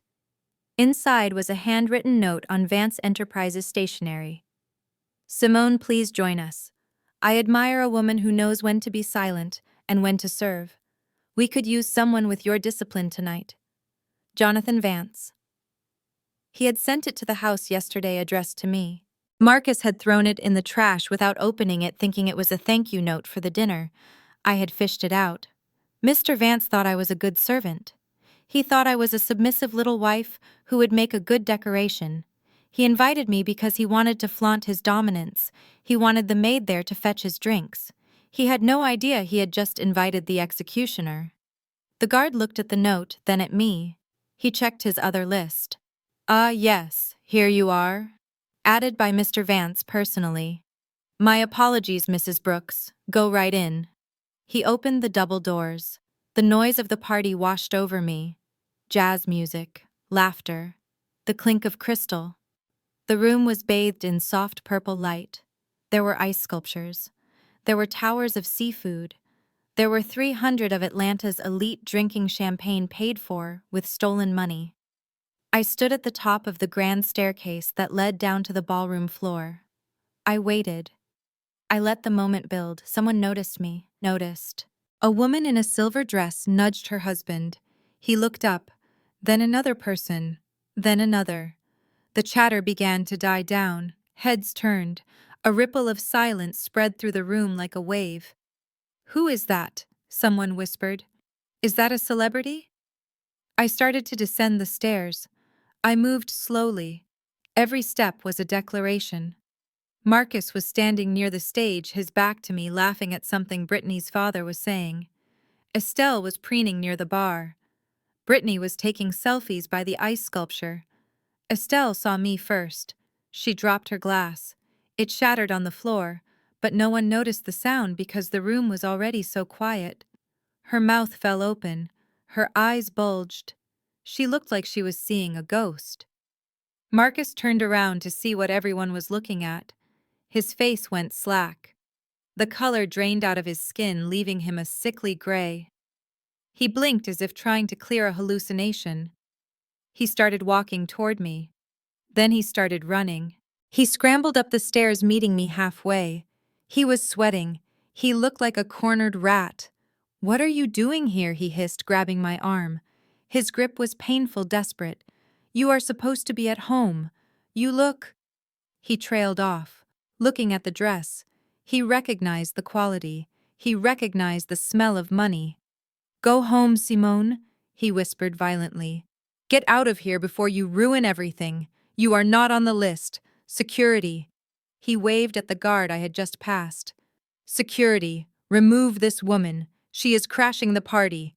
The guard stepped forward, looking confused. "Mr. Brooks, she has a VIP invitation." "What?" Marcus shrieked. "From who I made the list.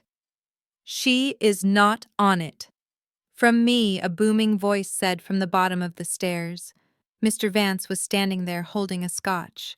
He was looking at me with a mixture of surprise and appreciation. "I invited her, Marcus," Mr. Vance said. "I thought it was only right that your wife be here to witness your success. Besides, she makes an excellent martini." Marcus froze. He looked from Vance to me. He was trapped. He couldn't kick me out without offending the man who was about to give him $2 million. "But look at her," Marcus stammered. She is making a scene." "She looks like $1 million, Mr. Vance said with a leer. "I didn't know she cleaned up this well. Come down, Simone. Join us." I pulled my arm out of Marcus's grip. I leaned in close to his ear. "You can't kick me out, Marcus," I whispered. "I am the guest of honor." I brushed past him. I walked down the rest of the stairs. The crowd parted for me. I walked straight up to Mr. Vance. "Thank you for the invitation, Jonathan," I said, using his first name. It was bold. It was disrespectful. It was perfect. He chuckled. "You are full of surprises, aren't you?" "You have no idea," I said. Brittany rushed over, her face twisted in jealousy. "What is she doing here? Why is she wearing gold? This is my night." "She is trying to upstage me." "Quiet, Brittany," her father snapped. "She is just a guest. Focus on the deal." Marcus hurried down the stairs, trying to regain control. He grabbed a microphone from the stage. "Ladies and gentlemen," he boomed, his voice shaking slightly, "if we could all take our seats. It is time for the main event, the signing ceremony." The lights dimmed. A spotlight hit the stage. A table was set up with a velvet cloth and 2 pens. Marcus gestured for Mr. Vance to join him on stage. Estelle and Brittany flanked them, beaming like beauty queens. I stood in the front row. I crossed my arms. I waited. "And now," Marcus said, sweating under the spotlight, "to honor the memory of my beloved grandmother Alika and to secure the future of this family, we will sign the partnership agreement for the Alika Towers." Mr. Vance pulled out a checkbook. He placed it on the table. "This is a historic moment," Marcus said. He reached for the pen. His hand was trembling. I reached into my clutch. I didn't pull out a phone. I didn't pull out a gun. I pulled out a small black remote control. It controlled the audio-visual system. The technician I had bribed had given me the override code. I pressed the button. The spotlights on the stage turned off. The room went pitch black. A gasp went through the crowd. Then the massive LED screen behind the stage flickered to life. It was 50 feet wide. It wasn't the slideshow of Alika's life that Marcus had prepared. It was a video feed, a live video feed. But it wasn't from the party. It was from the nursing home. The image was crisp and clear. Alika was sitting in her wheelchair looking directly into the camera. She was holding a newspaper with today's date. Behind her stood two uniformed police officers and a man in a suit, my lawyer, David. Alika leaned into the camera. Her face was 10 feet tall on the screen behind Marcus. She looked like a god. "Hello, Marcus," she said. Her voice boomed through the surround sound speakers, shaking the floorboards. Marcus dropped the pen. He spun around, staring at the screen in horror. "Grandma," he whispered. "But you are dead." "I am not dead, boy," Alika said. "But you are about to wish you were." The crowd erupted. The spotlight cut through the darkness of the ballroom, hitting the stage with a blinding intensity that made the crystal chandeliers overhead look dim by comparison. I stood in the shadows near the velvet ropes, my gold dress shimmering faintly in the ambient light, watching the performance of a lifetime. Marcus stood center stage, holding the microphone with a grip so tight his knuckles were white. Beside him, Mama Estelle dabbed at her dry eyes with a lace handkerchief that probably cost more than my monthly grocery budget. She was wearing black, a dramatic sweeping gown that was meant to signify mourning, but looked more like a costume for a villain in a soap opera. "Ladies and gentlemen," Marcus said, his voice dropping to a practiced somber register that echoed through the silent room. "We are gathered here tonight to celebrate the future, yes. But first we must honor the past. We must honor the woman who made all of this possible. My grandmother, Alika Brooks." A murmur of sympathy rippled through the crowd. I saw people nodding, faces twisted in performative sadness. They did not know Alika. They only knew the version of her Marcus had sold them. The saintly, senile old woman who had passed away peacefully in her sleep, leaving her empire to her favorite grandson. Estelle stepped forward, leaning into the microphone as if she were too weak to stand on her own. She sniffed loudly. "She was the light of this family," Estelle quavered. "It breaks my heart that she cannot be here to see this moment. But I know she is looking down on us from heaven. I know she is smiling. She told me in her final moments that she was ready to go. She said, 'Estelle, take care of Marcus. Make sure he builds the legacy I dreamed of.'" I felt a cold laugh building in my chest, but I swallowed it down. Her final moments. In reality, her final moments in that house had been spent drinking toilet water from a cup I had left her and praying for death to end her suffering. Estelle had not been there. Estelle had been drinking margaritas in Cabo while Alika rotted. The audacity of the lie was breathtaking. It was so complete, so total, that for a second I almost admired their commitment to the fraud. "We miss her every day," Marcus added, putting a comforting arm around his mother. "But we must move forward." That is what she wanted. She did not want us to wallow in grief. She wanted us to build. She wanted us to grow. He paused for effect, looking out over the crowd with a gaze that he probably practiced in the mirror. "And that is why tonight is so special. Tonight we are not just announcing a building project. We are fulfilling a prophecy." The crowd applauded politely. It was the sound of money recognizing money. They did not care about the dead grandmother. They cared about the real estate deal.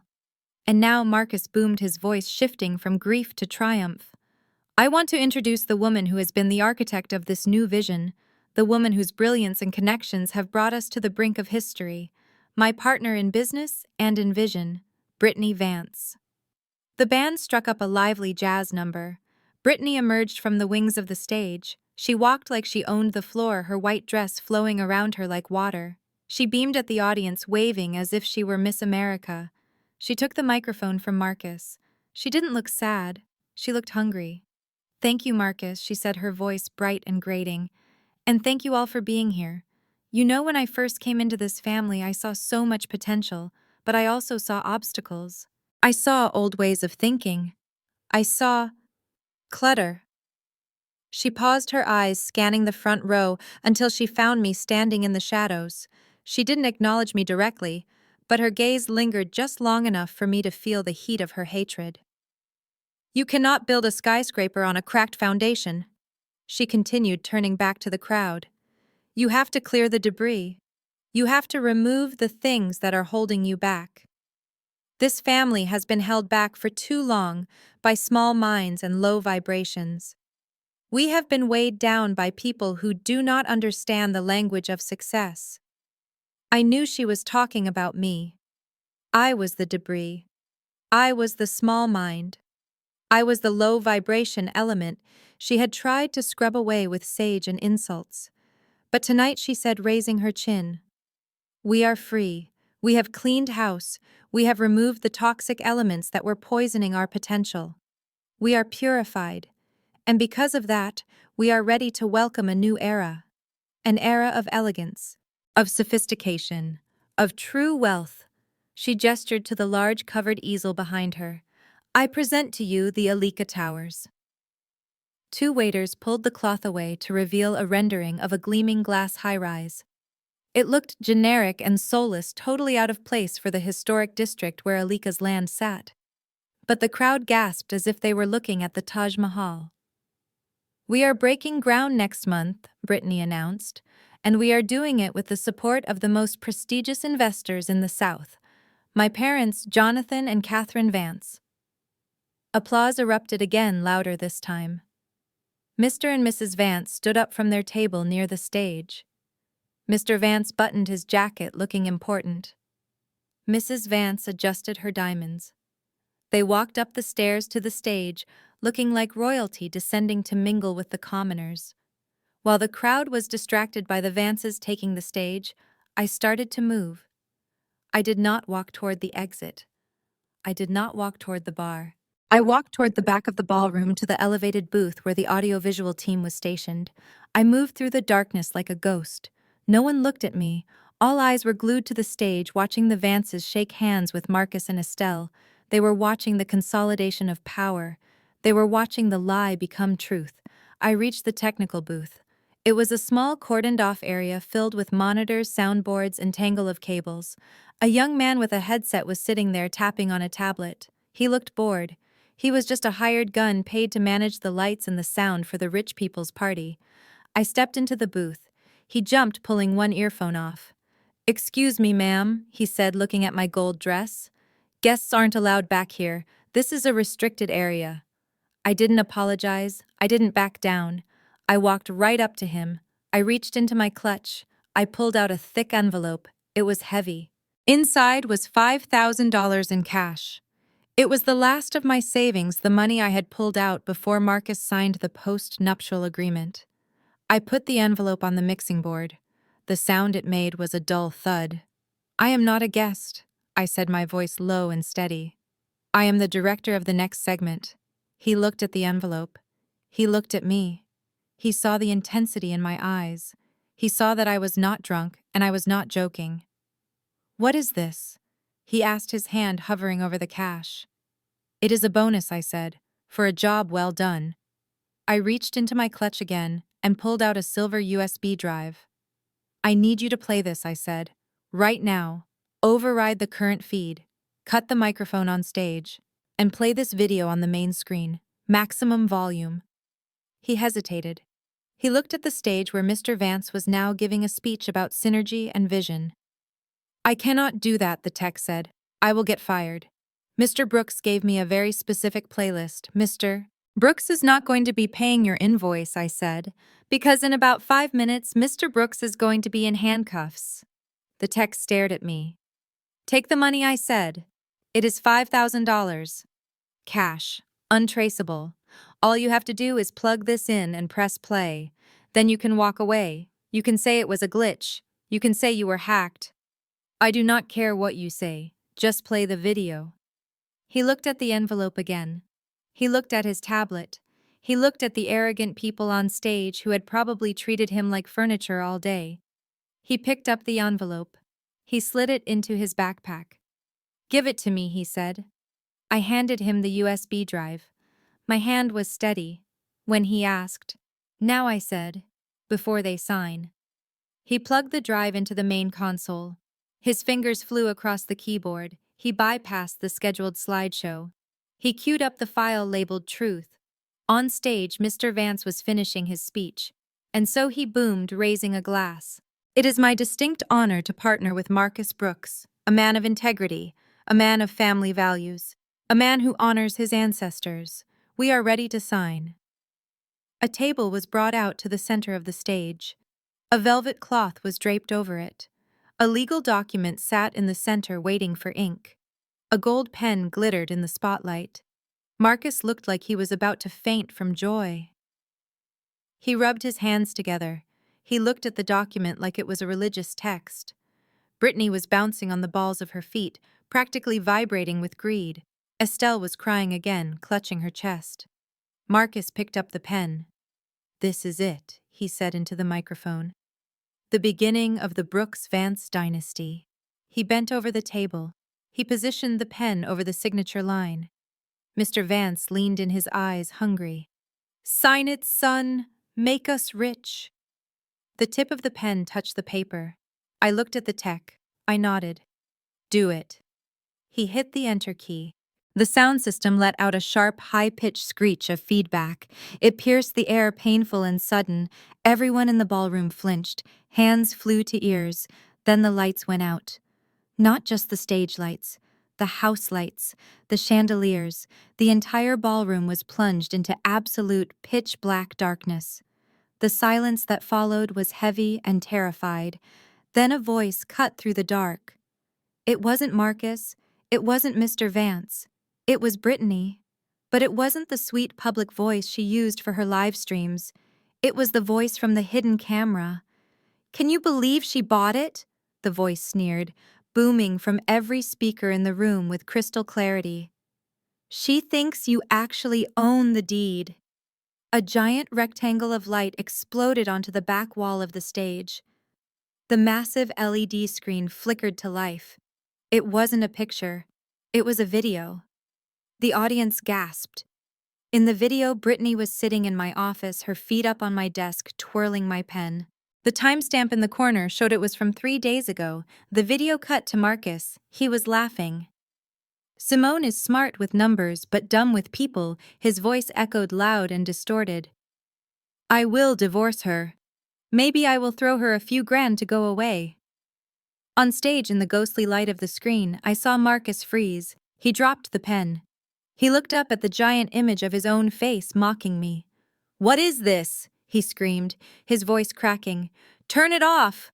Cut the feed!" But the tech didn't cut it. He turned the volume up. The video shifted. It was shaky footage now, phone camera footage. It was dark and grainy. It was the storage room. The crowd went dead silent.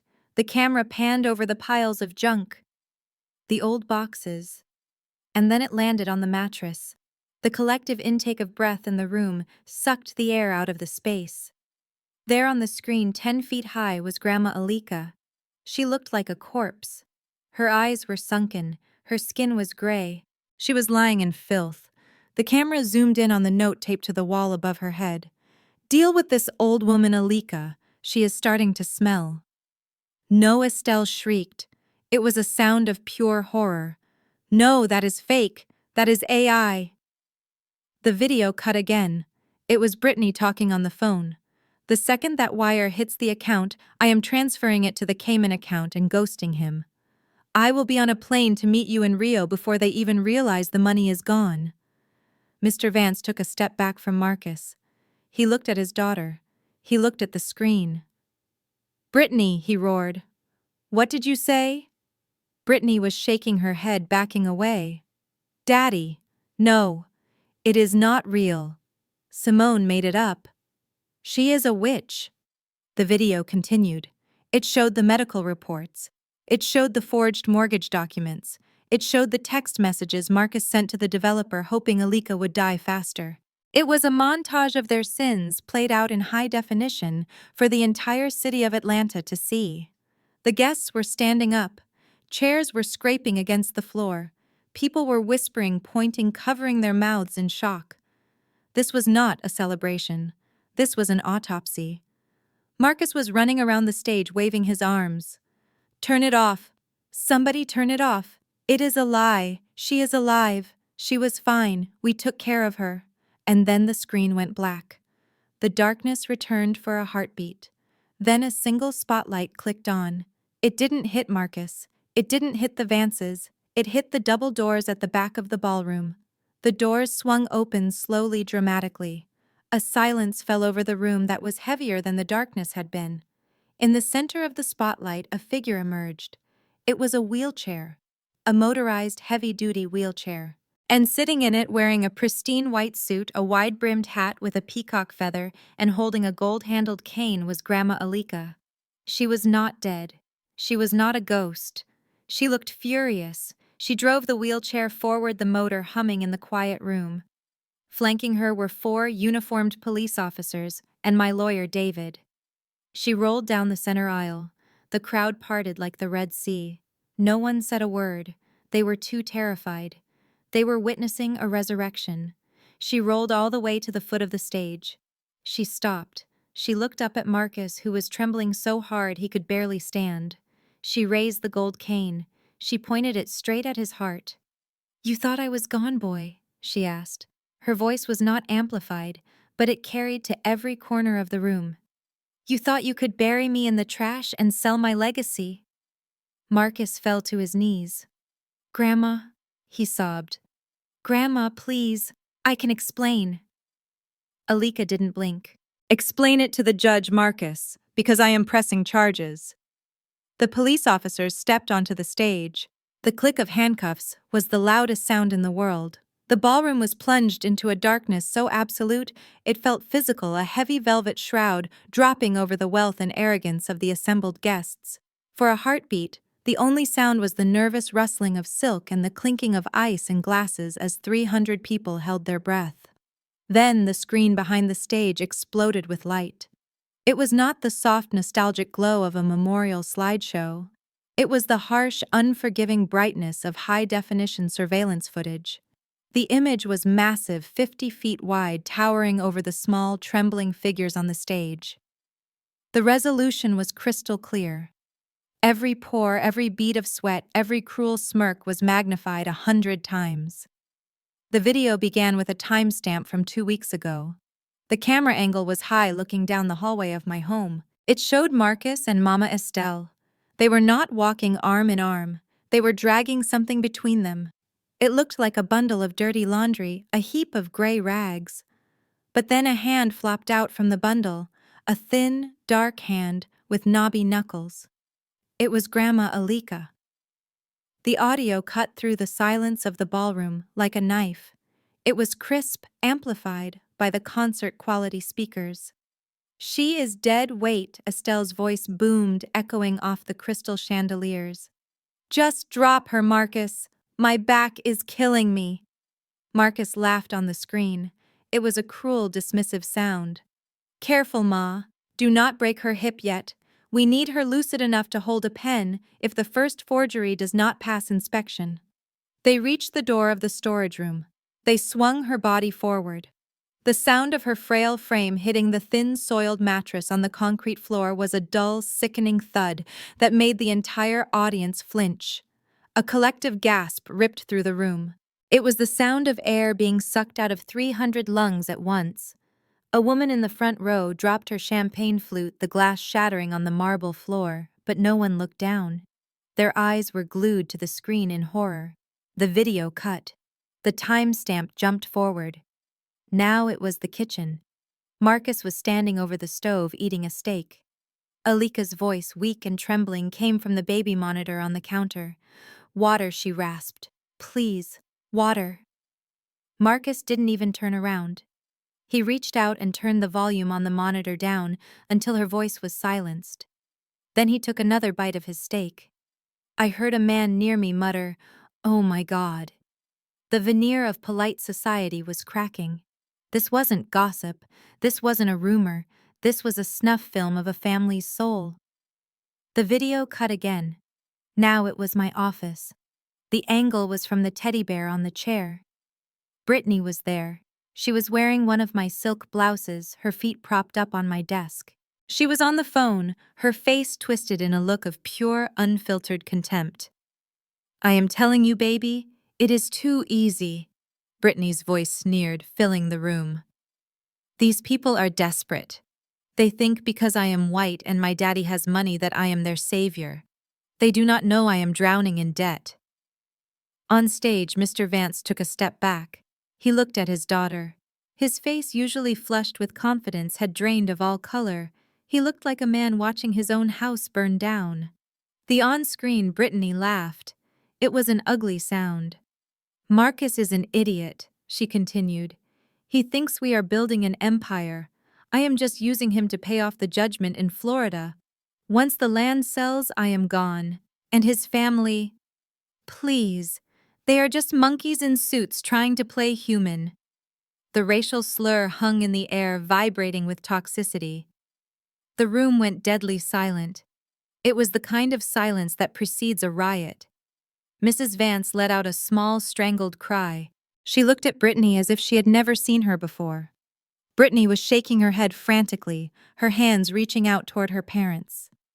"That is deep fake," she screamed, her voice cracking. "That is AI. Simone made it with a computer, Daddy, do not look." But Mr. Vance was looking. He was looking at the screen where his daughter was mocking him. "And my dad," the video, Brittany said, rolling her eyes. "The old fool thinks he is a shark. He is a whale waiting to be harpooned. I skimmed 50 grand from his campaign fund last month, and he did not even notice. He is senile." Mr. Vance grabbed his chest. He looked at Brittany with a mixture of heartbreak and fury that was terrifying to behold. "You stole from the campaign," he whispered, but the microphone on the podium picked it up. The video cut one last time. It was the dining room, the night of the dinner party. The camera angle was from my collar. It was shaky raw. It showed me pouring the wine. It showed Brittany's face contorted in hate, whispering the word retard. Then it showed Marcus. It showed him marching across the room. It showed his hand raising. The slap was loud. It sounded like a gunshot in the ballroom. The camera view jerked sideways as my head snapped back. "Get out!" Marcus roared on the screen. "Get out of my sight!" Then the camera focused on the Vances. They were eating. They were drinking. They watched a man assault his wife, and they went back to their crab cakes. The live feed cut back to the stage. The spotlight was gone, but the ambient light from the screen was enough to see the carnage. Marcus was frozen. He looked like a statue made of ash. His hands were shaking so hard he dropped the pen. It clattered onto the table, rolling off the edge and hitting the floor. Estelle looked around the room. She saw the faces of her friends, her pastor, her social rivals. She saw the disgust. She saw the judgment. She realized in that split second that her social life was over. Her reputation was incinerated. She did the only thing she knew how to do. She grabbed her chest. She let out a dramatic wailing moan. "My heart," she screamed. "Oh Lord, my heart." She collapsed. It was a theatrical faint, her knees buckling her dress, pooling around her perfectly. She landed on the stage with a thud, waiting for someone to rush to her aid, waiting for the sympathy. But no one moved. No one rushed the stage. The paramedics who were stationed at the back of the room stayed where they were. They had seen the video. They knew a performance when they saw one. Estelle lay there, one eye cracked open, realizing that no one was coming. Brittany was sobbing now, trying to grab her father's arm. "Daddy, please let me explain." "It was a script. We were rehearsing a play." Mr. Vance shoved her away. He looked at Marcus. "You told me she was dead," he said, his voice low and dangerous. "You told me the title was clean. You told me you were a man of honor." I thought she was..." Marcus stammered, backing away until he hit the table. "She was sick, I swear." The huge screen behind them went black. The darkness returned for a single terrifying second. Then blood-red letters typed out across the massive display, each letter accompanied by the sound of a heavy prison door slamming shut. S. H. E. I. S. N. O. T. D. E. A. D. The words burned into the retinas of everyone in the room. She is not dead. A low rumble started at the back of the room. It sounded like thunder. It was the sound of the massive double doors, the main entrance to the ballroom, slowly grinding open. A beam of pure white light cut through the opening, slicing through the gloom. It caught the dust motes dancing in the air. It created a path, a runway of light that led straight to the stage. The silhouette of a wheelchair appeared in the doorway. It wasn't moving fast. It was moving with the inexorable, crushing pace of judgment. The room held its breath. Marcus whimpered. It was the sound of a child who knows the monster under the bed is real. I stepped out from the shadows near the tech booth. I smoothed my gold dress. I watched the doors open wider. The show wasn't over. The main character had just arrived. The ballroom was plunged into a darkness so absolute it felt physical, a heavy velvet shroud dropping over the wealth and arrogance of the assembled guests. For a heartbeat, the only sound was the nervous rustling of silk and the clinking of ice in glasses as 300 people held their breath. Then the screen behind the stage exploded with light. It was not the soft, nostalgic glow of a memorial slideshow. It was the harsh, unforgiving brightness of high-definition surveillance footage. The image was massive, 50 feet wide, towering over the small, trembling figures on the stage. The resolution was crystal clear. Every pore, every bead of sweat, every cruel smirk was magnified 100 times. The video began with a timestamp from 2 weeks ago. The camera angle was high, looking down the hallway of my home. It showed Marcus and Mama Estelle. They were not walking arm in arm. They were dragging something between them. It looked like a bundle of dirty laundry, a heap of gray rags. But then a hand flopped out from the bundle. A thin, dark hand with knobby knuckles. It was Grandma Alika. The audio cut through the silence of the ballroom like a knife. It was crisp, amplified by the concert-quality speakers. "She is dead weight," Estelle's voice boomed, echoing off the crystal chandeliers.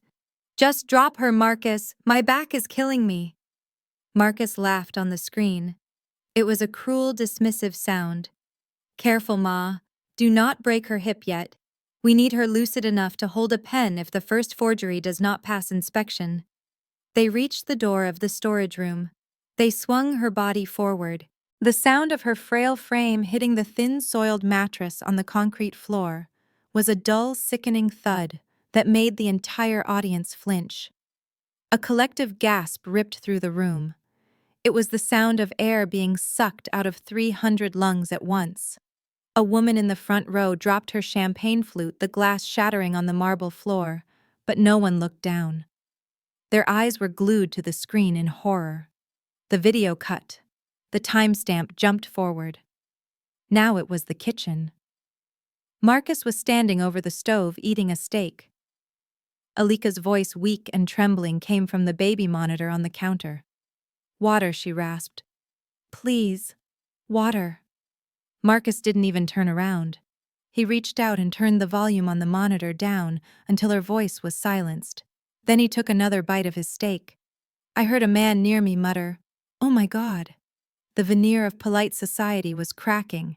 This wasn't gossip. This wasn't a rumor. This was a snuff film of a family's soul. The video cut again. Now it was my office. The angle was from the teddy bear on the chair. Brittany was there. She was wearing one of my silk blouses, her feet propped up on my desk. She was on the phone, her face twisted in a look of pure, unfiltered contempt. "I am telling you, baby, it is too easy." Brittany's voice sneered, filling the room. "These people are desperate. They think because I am white and my daddy has money that I am their savior. They do not know I am drowning in debt." On stage, Mr. Vance took a step back. He looked at his daughter. His face, usually flushed with confidence, had drained of all color. He looked like a man watching his own house burn down. The on-screen Brittany laughed. It was an ugly sound. "Marcus is an idiot," she continued. "He thinks we are building an empire. I am just using him to pay off the judgment in Florida. Once the land sells, I am gone. And his family, please, they are just monkeys in suits trying to play human." The racial slur hung in the air, vibrating with toxicity. The room went deadly silent. It was the kind of silence that precedes a riot. Mrs. Vance let out a small, strangled cry. She looked at Brittany as if she had never seen her before. Brittany was shaking her head frantically, her hands reaching out toward her parents. "That is deepfake," she screamed, her voice cracking. That is AI. Simone made it with a computer. Daddy, do not look. But Mr. Vance was looking. He was looking at the screen where his daughter was mocking him. And my dad, the video, Brittany said, rolling her eyes. The old fool thinks he is a shark. He is a whale waiting to be harpooned. I skimmed 50 grand from his campaign fund last month, and he did not even notice. He is senile. Mr. Vance grabbed his chest. He looked at Brittany with a mixture of heartbreak and fury that was terrifying to behold. You stole from the campaign, he whispered, but the microphone on the podium picked it up. The video cut one last time. It was the dining room. The night of the dinner party. The camera angle was from my collar. It was shaky, raw. It showed me pouring the wine. It showed Brittany's face contorted in hate, whispering the word retard. Then it showed Marcus. It showed him marching across the room. It showed his hand raising. The slap was loud. It sounded like a gunshot in the ballroom. The camera view jerked sideways as my head snapped back. "Get out," Marcus roared on the screen. "Get out of my sight." Then the camera focused on the Vances. They were eating. They were drinking. They watched a man assault his wife, and they went back to their crab cakes. The live feed cut back to the stage. The spotlight was gone, but the ambient light from the screen was enough to see the carnage. Marcus was frozen. He looked like a statue made of ash. His hands were shaking so hard he dropped the pen. It clattered onto the table, rolling off the edge and hitting the floor. Estelle looked around the room. She saw the faces of her friends, her pastor, her social rivals. She saw the disgust. She saw the judgment. She realized in that split second that her social life was over. Her reputation was incinerated. She did the only thing she knew how to do. She grabbed her chest. She let out a dramatic wailing moan. "My heart," she screamed. "Oh, Lord, my heart." She collapsed. It was a theatrical faint, her knees buckling her dress, pooling around her perfectly. She landed on the stage with a thud, waiting for someone to rush to her aid, waiting for the sympathy. But no one moved. No one rushed the stage.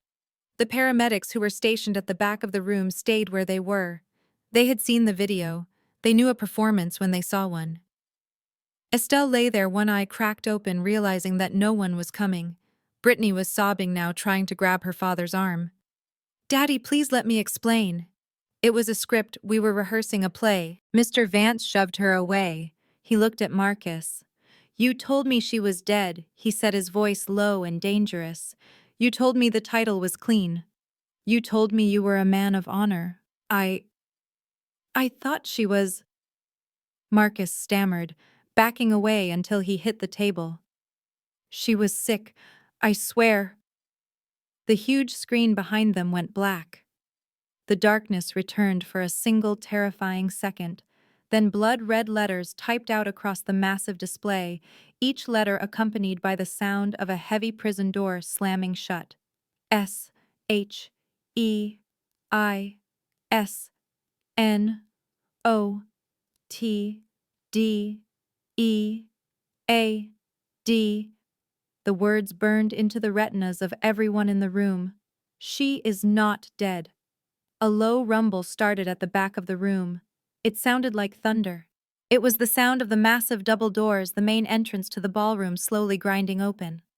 A beam of pure white light cut through the opening, slicing through the gloom. It caught the dust motes dancing in the air. It created a path, a runway of light that led straight to the stage. The silhouette of a wheelchair appeared in the doorway. It wasn't moving fast. It was moving with the inexorable, crushing pace of judgment. The room held its breath. Marcus whimpered. It was the sound of a child who knows the monster under the bed is real. I stepped out from the shadows near the tech booth. I smoothed my gold dress. I watched the doors open wider. The show wasn't over. The main character had just arrived. The figure in the wheelchair moved forward into the ballroom. It wasn't just an old woman. It was a force of nature. Grandma Alika wore a white suit that shone like armor under the stage lights. Her silver hair was crowned with a hat that had a peacock feather standing straight up, trembling with her righteous fury. She didn't look frail. She didn't look sick. She looked like Judgment Day on wheels. Flanking her were 4 men. Two were private security built like linebackers in dark suits. The other two were uniformed police officers. And walking right beside her, his hand resting protectively on the handle of her wheelchair, was Chief Anderson of the Atlanta Police Department. He wasn't just a cop. He was a deacon at Alika's church. He had known Marcus since he was in diapers, and he looked ready to put him in a cell. The sound of the wheelchair's motor was a low, steady hum that cut through the silence. Whir, whir, whir.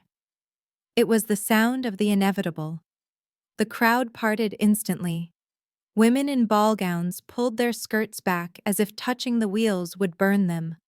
Men in tuxedos stepped aside, bowing their heads instinctively. They knew power when they saw it. And Alika had the power of the grave behind her. She rolled straight down the center aisle. She didn't look left. She didn't look right. Her eyes were locked on the stage, locked on the grandson who had left her to rot. Marcus was shaking so hard his teeth were chattering. He gripped the edge of the table, his knuckles white. He looked like a man waking up in a coffin. "Grandma," he whimpered. The microphone picked it up. It was a pathetic, mewling sound. Alika reached the base of the stage. There was a ramp to the left installed for the equipment. She turned the joystick. The wheelchair turned. She drove up the ramp. Every eye in the room followed her. She reached the center of the stage. She stopped 5 feet from Marcus. He stared at her, his eyes wide and glassy. He reached out a trembling hand as if he wanted to touch her to see if she was solid. You are a ghost," he whispered. "You died. I saw the text. You are a ghost here to haunt me." Alika's hand moved. It was a blur of motion. She raised her gold-handled cane. It was solid hickory. She swung it with the strength of a woman who had survived Jim Crow, survived poverty, and survived her own family. Crack! The cane connected with Marcus's shin. The sound was sickeningly loud. Marcus screamed. He collapsed to one knee, clutching his leg. "Ghost," Alika shouted, her voice strong and clear. "I ain't no ghost boy. I am the landlord. And your rent is past due." She raised the cane again. Marcus flinched, covering his head. "You thought I was dead because you wished I was dead," she hissed. "You left me on a mattress with a box of pizza and a bottle of water, and you went to Mexico. You locked the door. You turned off the heat." The crowd gasped. Hearing it from her, seeing the survivor in the flesh, made the horror real in a way the video hadn't. "But God wasn't ready for me," Alika said. "And neither was Simone." She pointed the cane at me, standing in the shadows. "That girl saved me. She pulled me out of the dirt you left me in. And now she is going to watch me bury you." Chief Anderson stepped forward. He pulled a folded paper from his jacket pocket. He didn't look happy. He looked disappointed. He looked like a father who had to put down a rabid dog. "Marcus Brooks," he said, his voice booming without a microphone. Marcus looked up, tears streaming down his face. "Chief Mr. Anderson." "Please. I didn't mean to. It got out of hand." "Shut up, son," the chief said. "Just shut up." He opened the warrant. "I have a warrant for your arrest, Marcus. The charges are extensive. 1 count of first-degree fraud, 1 count of forgery in the first degree, 1 count of conspiracy to commit theft, and 1 count of aggravated elder abuse with intent to cause bodily harm." He paused, letting the weight of the charges settle over the room. "And because you left her there without food or water for 10 days, the district attorney has added a charge of attempted murder." Attempted murder. The words hung in the air like smoke. No, Marcus screamed. He tried to stand up, but his leg gave out. "I didn't try to kill her, I just needed her out of the way for a few weeks. I was going to come back. I was going to get her help once the deal closed." "You sold a house you didn't own," the chief said. "You mortgaged a property that wasn't yours. You forged a death certificate before she was even dead." "You are done, Marcus." He nodded to the officers. They moved in. They grabbed Marcus by the arms. He struggled his legs, kicking uselessly. "Jamal," he screamed. "Jamal, help me. Tell them, it was your idea." Jamal was trying to blend into the curtains at the back of the stage. He froze as Marcus screamed his name. One of the officers pointed at him. "That is the brother. Get him too." Jamal tried to run. He made it 3 steps before a security guard tackled him. He hit the floor hard. The sound of cuffs clicking echoed through the ballroom. Marcus was being dragged toward the edge of the stage. He was sobbing snot running down his face. His expensive tuxedo was ruined. His reputation was ash. But he wasn't done. He needed someone to blame. He couldn't accept that this was his fault. His eyes scanned the room wildly until they landed on me. "Simone," he shrieked, his face twisted into a mask of pure hate. "You did this. You set me up. You witch. You planned this whole thing." I stepped out of the shadows. I walked up the stairs to the stage. My gold dress caught the light. I felt calm. I felt cold. I walked over to where the officers were holding him. I signaled for them to wait. They paused. Marcus hung in their grip, panting, his eyes burning into mine. "You were supposed to be my wife," he spat. "You were supposed to support me. I made you. I took you out of the gutter. I gave you a home. And this is how you repay me, by humiliating me, by ruining my life." I looked at him. I looked at the man I had washed socks for, the man I had cooked for, the man I had loved once, a long time ago. I didn't say a word. I pulled back my hand. I put every ounce of my frustration, every late night at the office, every moment of disrespect, every slur he had let his family call me, every dollar he had stolen into my palm. I slapped him. It was harder than the slap he had given me. It was a thunderclap. His head snapped back. A trickle of blood appeared at the corner of his lip. The room went silent again. Even Alika looked impressed. "That," I said, my voice low and steady, ringing through the microphone the chief was still holding. "That is for the 10 years I spent serving you like a dog." I stepped closer, getting right in his face. "I didn't ruin your life, Marcus. I just turned on the lights. You ruined yourself when you decided I was stupid. You ruined yourself when you decided your grandmother was disposable." I reached into my clutch. I pulled out the post-nuptial agreement he had signed 2 days ago. The paper was crisp and white, and by the way, I said, unfolding it so he could see his signature. "You asked for a divorce, you got it. I filed the papers this morning, and thanks to this agreement you were so eager to sign. You leave with nothing. No house, no savings, no alimony." I ripped the paper in half, then in half again. I let the pieces flutter down onto his shoes like confetti. "You wanted to be a king, Marcus?" I asked. "Congratulations. You are the king of cell block D." "Get him out of my sight," I said to the officers. They dragged him away. He didn't scream anymore. He just stared at me, his eyes empty, realizing for the first time that the game was truly over. I turned to Alika.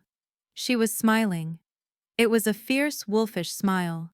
She nodded at me, a single sharp nod of respect. Then she turned her wheelchair toward the Vances. They were huddled in the corner of the stage, trying to look invisible. "Mr. Vance," Alika said. He jumped. "Yes, ma'am, you have something that belongs to my granddaughter-in-law," she said. Mr. Vance looked confused. "I do," the check, Alika said. "The $2 million. You were about to give it to a fraud, but you signed a contract to invest in this land." Mr. Vance looked at the checkbook on the table. The pen was still lying there.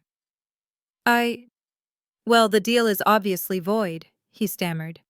"Marcus is a criminal." "But the land is still prime," Alika said. "And I am still the owner. And unlike my grandson, I have a very good accountant." She pointed at me. "Simone manages my estate now.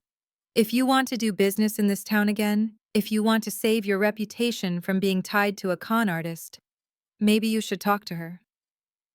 Mr. Vance looked at me. He looked at the gold dress. He looked at the way I had just dismantled his prospective son-in-law. He didn't see a servant anymore. He saw a shark. He picked up the checkbook. He tore out the check he had written to Marcus. He ripped it up. Then he wrote a new one. He walked over to me. He held it out. $2 million, he said. as a good faith deposit to discuss future opportunities. I took the check. I didn't smile. We will review your proposal, Jonathan, I said. Call my office on Monday. He nodded, looking terrified and impressed. Now, Alika said, turning her chair toward the crowd. The show is over. Go home and tell everyone what happens when you mess with the Brooks women. She didn't have to tell them twice. The guests began to scatter, rushing for the exits, desperate to escape the blast radius of the truth. But I wasn't done. There was one person left, one person who thought she could hide in the chaos. I looked across the stage. Brittany was trying to sneak down the back stairs. She had taken off her heels so she could run faster. Brittany, I called out. She froze. She turned around slowly. Her face was a mask of running mascara and panic. I walked over to her. I held out a manila folder. It was thick. You forgot your party favor, I said. She stared at the folder. What is this? It is the audit, I said. The one I told you about. The forensic trail of every dollar you stole from your parents' company to pay for your fake life. Her knees gave out. She grabbed the railing to stay upright. Please, she whispered. Please don't.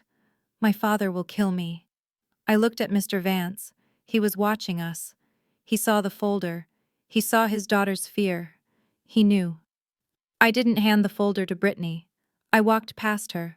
I walked straight to Mr. Vance. I think this belongs to you, I said. He took the folder. He opened it. He read the first page. His face turned a dangerous shade of red. He looked at Brittany. Get in the car, he said. His voice was quiet, but it was far scarier than Marcus's screaming. But Daddy, she wailed. Now he roared. Brittany ran. She ran past me, sobbing. She didn't look like a queen anymore.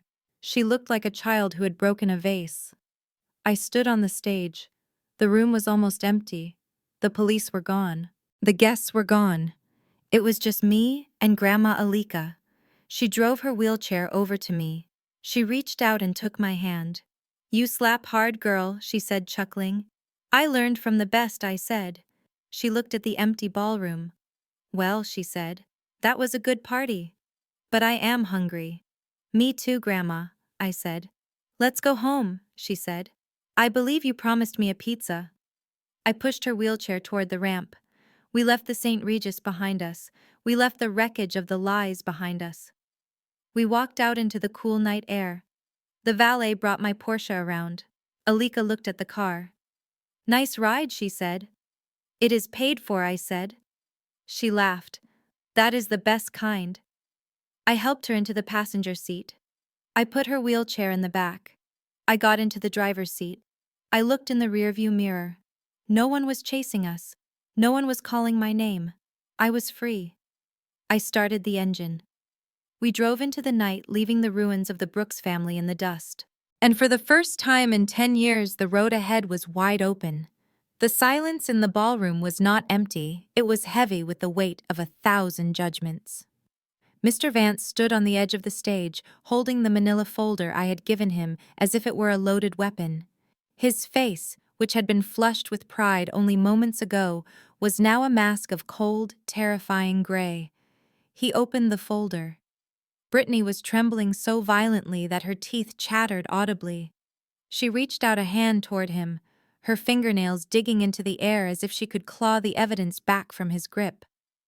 Daddy, please do not read that, she whispered, her voice sounding like a child waking from a nightmare.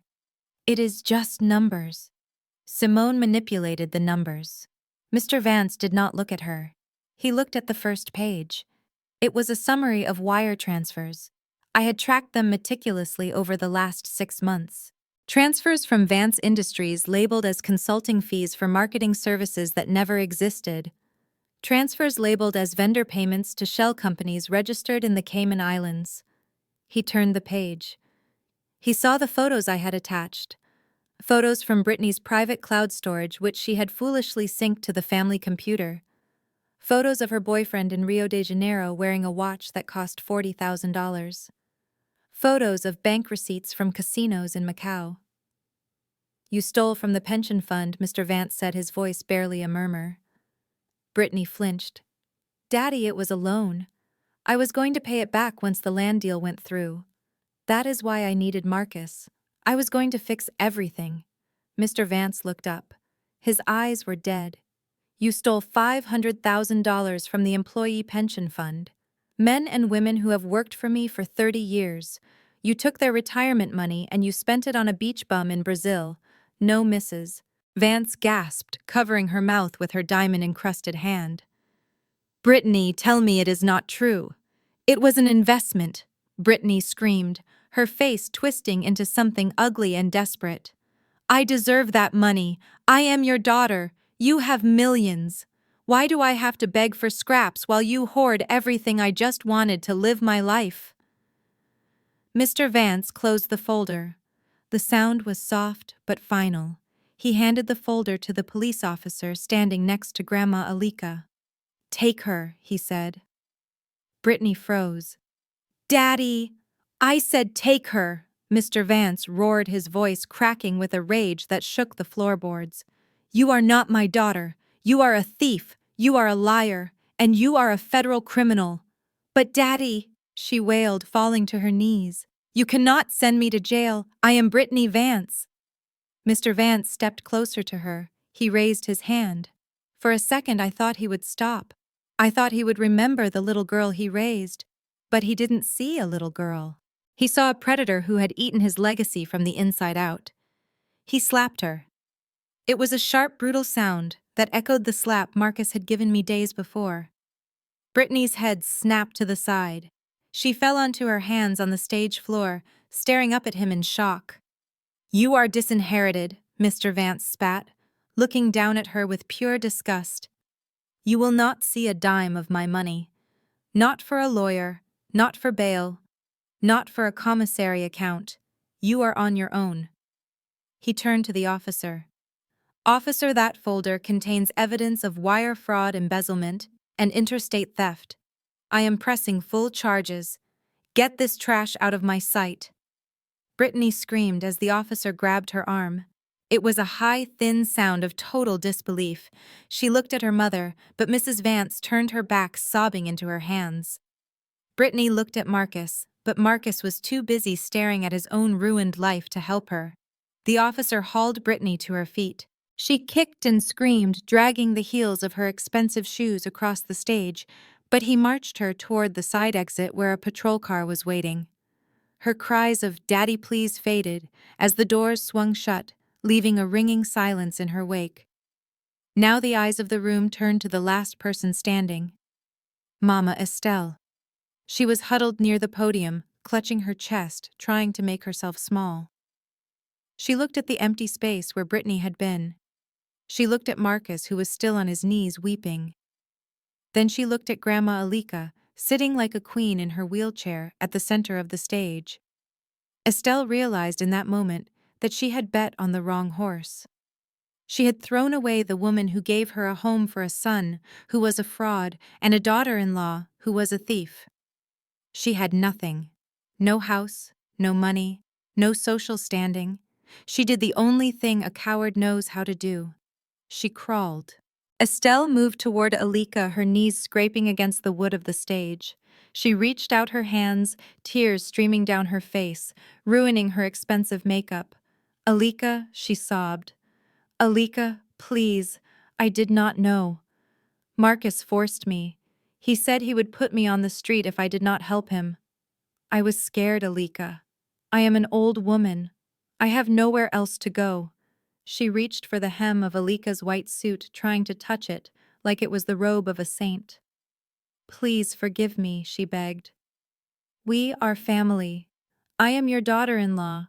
I took care of you for 20 years. Does that mean nothing? Alika looked down at her. She did not pull her leg away. She just stared at Estelle with eyes that had seen too much. You took care of me? Alika asked, her voice calm and cold. You fed me scraps. You let your son lock me in a storage room without heat. You went on vacation while I drank water from a bathroom tap to survive.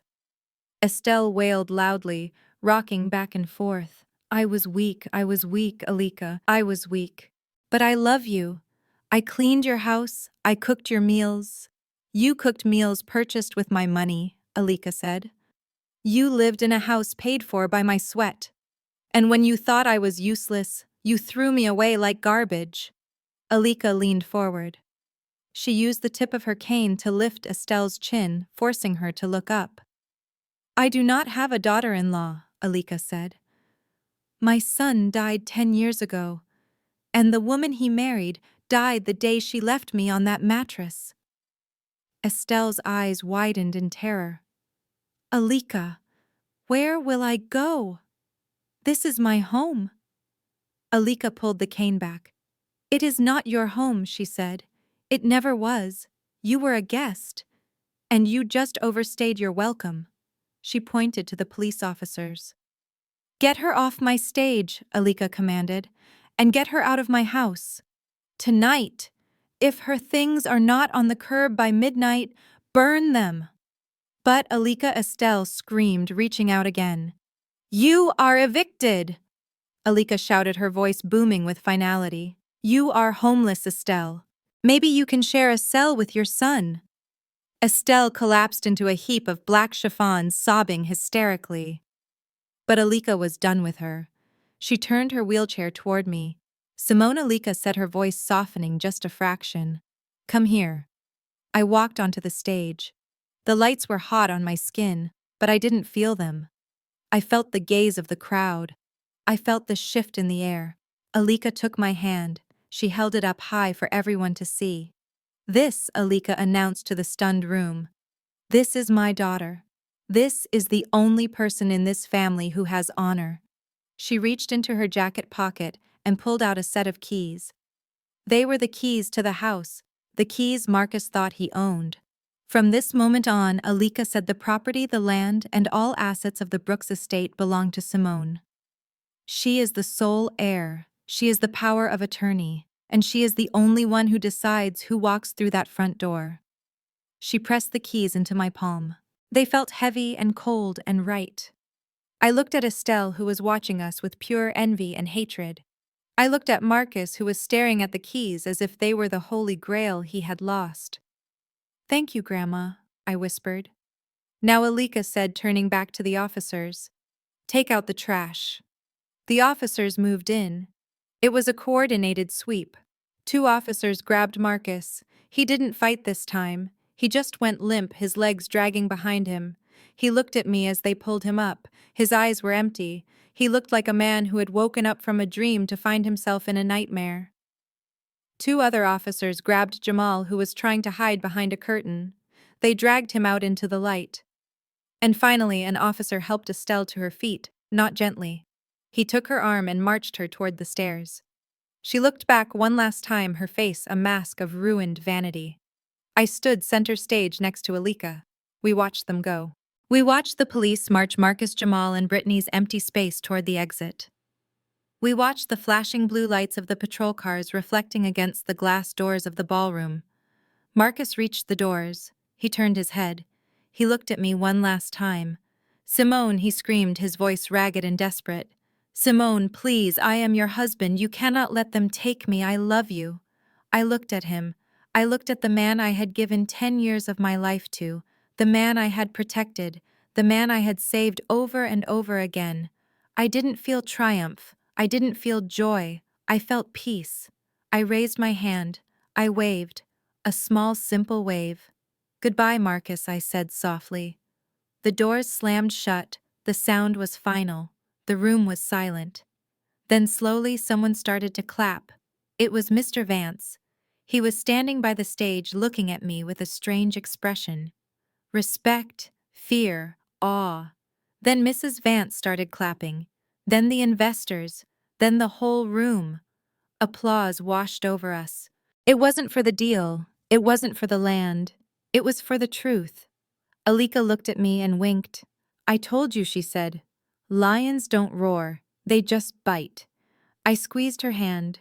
We stood there in the spotlight, the survivor and the avenger, watching the empty doors where our family used to be. The nightmare was over. The morning had come. And we were the only ones left standing. The sound of a judge's gavel hitting the mahogany block is a sound that stays with you. It is sharp, final, and absolute. It cuts through the air like a guillotine. 6 months after the party at the St. Regis, I sat in the front row of the federal courthouse and listened to that sound 3 times. Marcus stood before the bench. He had lost 30 pounds. His suit, the one he had worn to the gala, was gone, replaced by a prison uniform that hung loosely on his frame. He didn't look like a real estate mogul anymore. He looked like a frightened child. When the judge read the sentence, 15 years for aggravated identity theft, wire fraud, and attempted murder, Marcus didn't scream. He didn't fight. He just slumped forward, his forehead resting on the defense table, and wept silently. It wasn't a cry of remorse. It was the cry of a man who realized he would be 50 years old before he saw the outside world again. Brittany was next. She walked in with shackles on her ankles. The clinking sound echoed in the quiet room. She looked at the gallery, searching for her parents. They weren't there. Mr. Vance had kept his word. He had erased her. She faced the judge alone. 10 years in federal prison for embezzlement and interstate fraud. She tried to charm the judge. She tried to cry pretty tears. But federal judges do not care about ring lights or influencer tears. They care about the $500,000 she stole from working-class pensioners. As the bailiffs led her away, she looked at me. Her eyes were empty. The golden girl had rusted. And then there was Estelle. She escaped prison time only because she turned state's evidence against her own son. She testified that Marcus had forced her to neglect Alika. It was a lie, of course. She was just as guilty. But the plea deal left her with something worse than prison. It left her with nothing. The court seized her assets to pay restitution. They took her jewelry. They took her car. They took the clothes from her closet. I heard through the grapevine that she is living in a government-subsidized efficiency apartment on the south side of the city. The heating works, but just barely. She takes the bus to the grocery store. And every Sunday she stands outside her old church, the one where she used to preen in her hats, hoping someone will stop and talk to her. No one does. They have seen the video. They know what she did in the dark. She is a ghost in her own life, haunting a city that has moved on without her. I walked out of the courthouse that day and I took a deep breath. The air tasted different. It tasted clean. It tasted like my own life finally returned to me. Now I am sitting in the garden of a penthouse in Midtown Atlanta. It is the golden hour, that time of day when the light turns everything soft and expensive. The city skyline glitters in the distance. To my left, I can see the crane working on the construction site of the Alika Center for Community Health. It isn't a luxury condo tower. It is a medical center and community hub built on the land Alika refused to sell to vultures. I pick up my teacup. It is fine porcelain, delicate and strong, just like the woman sitting across from me. Grandma Alika is wearing a silk caftan that catches the breeze.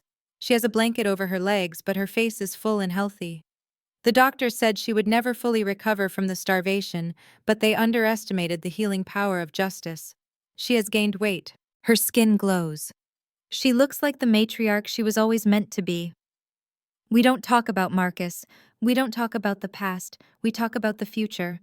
My phone buzzes on the glass table. It is a notification from my office. After the trial, after the news broke about how I uncovered the fraud, my phone didn't stop ringing. Women from all over the country called me. Women who suspected their husbands were hiding assets. Women who were being gaslit about family finances. Women who needed someone who could follow the money. So I opened my own firm. Truth Financial Forensics. We have a 3-month waiting list. I hired 3 junior accountants last week just to handle the caseload. I spend my days hunting down hidden accounts in the Caymans and exposing shell companies in Nevada. I am the nightmare of every greedy, lying husband in the state of Georgia. I look at the notification. It is a confirmation of a wire transfer. A settlement for a client whose husband tried to leave her with nothing after 20 years of marriage. We found $2 million he had buried in cryptocurrency. She is getting it all. I smile and put the phone down. Business is good, Alika asks, eyeing the smile. Business is booming, Grandma, I say. It turns out there is a big market for the truth.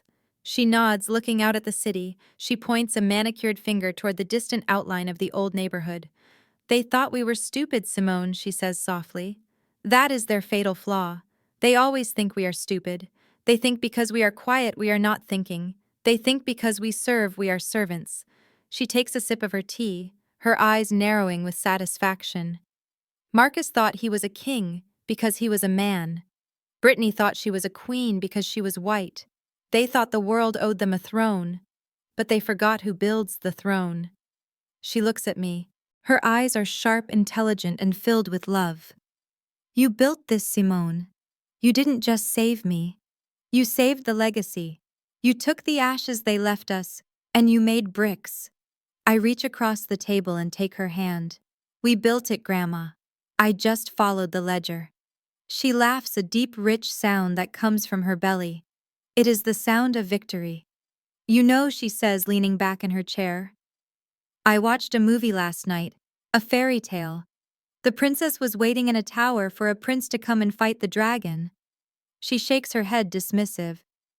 I turned it off. It was unrealistic. Why, I ask, smiling. Because she says, her voice dropping to a whisper, a secret shared between generals. You see, Simone, black women don't need a prince. We never did. Princes are distracted by shiny things. Princes get lazy. Princes sign bad contracts. She squeezes my hand hard. We don't need a prince. We need a good lawyer and a ledger. I laugh. It is a genuine happy sound that rises up into the Atlanta sky. She is right. The ledger never lies. The numbers don't have egos. The truth doesn't need a crown. I look at the skyline. I look at the life I have built. I am 35 years old. I am divorced. I am wealthy. I am respected. And I am sitting with the only family that ever mattered. Marcus is in a cage. Brittany is in a cage. Estelle is in a cage of poverty. And me, I take a deep breath of the warm evening air. I am the one holding the keys. The sun dips below the horizon, painting the sky in shades of purple and gold. It is the end of the day, but for us it feels like the beginning. More tea, I ask. Alika smiles. Yes. And maybe a slice of that cake. We have to keep our strength up. Why, I ask. Because she says, winking at me. Tomorrow is Monday. And there are a lot more liars out there who need to be taught a lesson. I pour the tea. I cut the cake. And we sit there in the garden, two women who walked through the fire and came out made of gold, enjoying the sweetest taste in the world. The taste of winning. The most profound lesson from this story is that underestimating someone based on their silence or background is a fatal mistake. Marcus and his family believed Simone was weak and disposable, blinding themselves to her intelligence and resilience. They chased the illusion of quick wealth through deceit, destroying their integrity and freedom in the process. Conversely, Simone proved that true power doesn't roar, it plans. She showed us that dignity isn't given by others, but claimed through self-respect and boundaries. Ultimately, the story teaches that while greed may win a moment, truth and meticulous preparation will always win the war. If you enjoyed watching justice be served, hit that like button and subscribe for more stories about resilience and triumph.